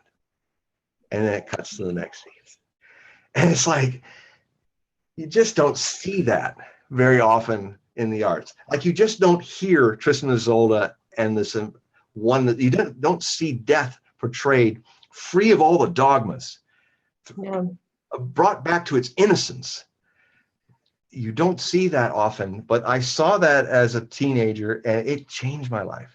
It was a life-changing, those two were life-changing experiences. The arts have always been a great catalyst for me. Revity moon. Revity moon. We have the same moon sign, moon nakshatra. John, I want you to hear some of these comments that people are saying. Yes. People are like, they're like, this guy is amazing. He should have a YouTube channel tomorrow. And people are like going crazy. And there's been over 200 people watching the whole time. So like, they're definitely just saying nothing. I keep taking the comments and I keep sending them to you. Oh, great. Because the other thing too is that we can do a show, but I try to answer everybody if I get okay, you're gonna answer all these questions. Alrighty. Do my best. It might take a while, but I will try. I mean, they're just saying he's so evolved. He's the real guru. People want to know what state you live in. I'm in Washington State. I live by a bonfire with you. Yeah, I love bonfires. Yes. Oh, like they're going. I kind of want my mom, when she died, she has all these pills, and I don't want to put them in the trash, and I don't want to put them in where they might get into the water and upset the animals. So I have some of my nurse friends, and I had this idea to do a bonfire where I can take each pill and throw them in and go, because that's the best way to take them out, is to neutralize them so they don't get into the system. So I've got all this pile of they're there for a couple of years now. You Waiting better lock your we'll have door. a bonfire. We'll burn anything. You bring whatever you need to get rid of. That's a great idea. We should do that. We should have we could do a live show. Yeah. It's nicer. Oh, all right. Well, John, I don't even know. Thank you so much. I'm so honored that you stuck on here with me for 3 hours. Seriously, it means the world to me. You make me welcome. You make me, I love our chemistry. I feel like this is the first time of all 1,000 shows I've done where I feel like I can talk to you and talk to your listeners and your watchers, and as I am. Yeah. Not as the dead print in the books and the dead print on Facebook and now we get to see each other. Yeah. And it's true. Like that's my number one thing. Like I make mistakes. I screw up. I say things I shouldn't say, but I'm me. Like you're not going to see Heidi. Everything I do is raw and live, you know, like there's a reason for that, because I just think that me being me and you being you like this, and everybody should be themselves, because that's why all that whole BS, putting on an act and putting on it's, you know, that's the most important. I hope that's my biggest message I give to everybody, is just to be real, be the real person you want to be. Yeah. And the beauty of it is that, I mean, I would just say, because Osho used to say this to us, because we were all it was quite, there's a lot of stories there about life in the communities of Osho, where your inner is completely exposed to whatever's going on in day-to-day activity, because that's where the most spiritual stuff happens. In day-to-day interactions with people, digging a ditch, talking about people, men and women, everybody, just that's how the most sacred moments happen, and the most encountering moments where you get to see yourself. And sometimes the mistake that we made in the communes is that people would just be angry and dumping and throw their negativity all around. And Osho used to gently caution us and said, look, get it out, but don't do it in public.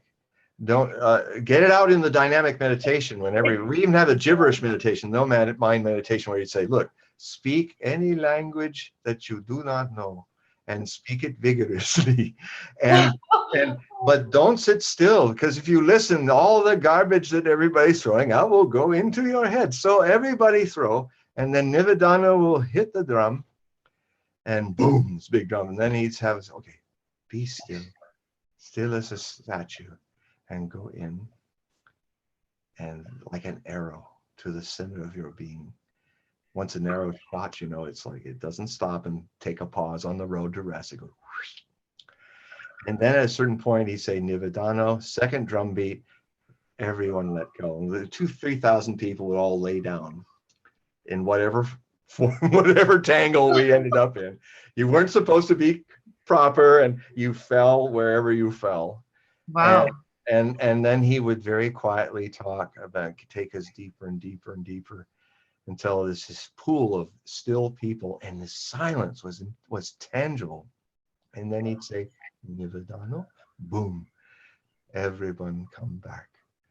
And sometimes if he said, some of you are not coming back, another beat, boom, boom, boom. and then he'd say, take this experience and let it come with you, this experience of the Buddha. Let it come with you in all your actions. Let it be like you're breathing, waking, sleeping 24 hours a day. And eventually what happens is you invite the Buddha. At first, he's just your shadow. Over time, you become his shadow. And then there's only the Buddha, the awakened one. And so he did that every night with us after his discourses. And we do gibberish at first, and no mind, where you just... So meditations we had to help people just get it out and celebrate it, because we all got it. And he was saying, don't repress. He was totally repressing is not good. And you have to express all the stuff's been stored in. But he'd say, do it in your privacy, because what you think the other person's going to be a Buddha? If you get hungry, they're Yeah, going right. to be double bad back. And then where is the Buddha? You know, so Yeah. that was a misunderstanding a lot of sannyasins had, but he'd always gently remind us that, Yeah. but you know, things would happen if you were having a bad time. And like if somebody, like I remember one time we were driving in our truck, we were doing riparian work and on the ranch, and one of our strangers, we didn't know, she was just walking crying. She was having something happening, and we'd stop and somebody give her a hug and then go on. That happened to me when my heart was broken or something like that. I'm crying like a baby. Somebody I don't even know, and they just hug me and walk on. And I did that too. That's what we had in our community. It's the future that can be born only in the present. So all of you can never miss this, be too soon or too late to this future coming, because it's already here. The work is to relax into that and know that the new humanity that we hope for, beyond all this stuff we were talking about, is actually already here. You are it. Yeah. Wow. All right. I think that is where we end. That's a good ending, isn't it? It was like, yeah, this has been the most like beautiful, positive. We actually should play the ending first. So maybe everybody write in the comments that, make sure you watch the end of this, because I think the end is the most meaningful, because it's you. Yeah, why not try that? I mean, it might shock some people who haven't taken the journey with us, but why not? Let them be shocked. Let them see me like this, because I wish you're one of the few people, in fact, the most of anyone in all the years that I've done this since 1987. Your show is a show where I feel like I can be myself and share my real self with all of you. That's amazing. So thank you, Heidi. You've made that possible. That means a lot. Seriously. People said they've been watching you for years, and this was the best show they've seen you do. So. Because you've got finally, when you see me on TV, you're seeing a cut up ransom note of film, where they've taken me out of I mean, the only reason why I do it, because they murder what I'm saying. The only reason why I do it is I've come to understand that if people see my silence, if they hear that thing in my voice, it even makes me look up from my work when I'm got the TV going, I'm typing away, and I hear that voice, and I go, who's that? I stop what I'm doing, and I look, and there's my face looking back at me. I laugh at myself. I mean, it's like if just seeing a bit of me all misshapen by mainstream news and TV stirs something in you, I hope that you then look at the books and come to other things. And now with your show, I can tell them to come see this show. Yeah. Thousands and thousands more people now. In the time that's coming, I can say, well, you got to see the show I did with Heidi, and here's the link, and I will provide for them the show, because this is really a historical event for my work. This is the first time I really feel like I can be myself. Wow. And I can be received. Yeah. And you don't even know, I wish you could be seeing this chat. They are like, we love John. They're going crazy. There's not been one troll in the past 2 hours. None. This is like the best. I actually the chat.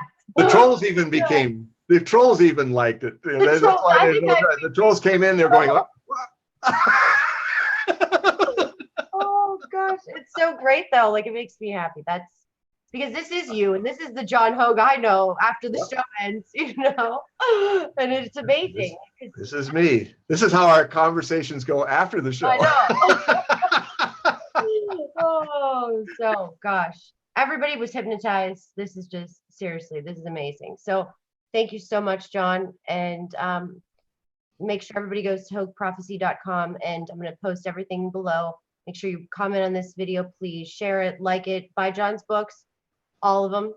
they're only a couple dollars. Okay. So, and I'm going to work in a contest that somebody's going to win a reading. Whoever buys the most books, I don't know. We'll figure it out. Okay. Thanks, all right, guys. Calvin. Thank you, everybody. I always love folding my hands, because it feels like it takes me into a perfect harmony with my heart.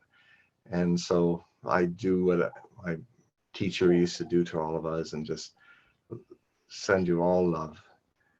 Thanks. Thank you. All right, I'm just going to stop the stream real quick. Okay.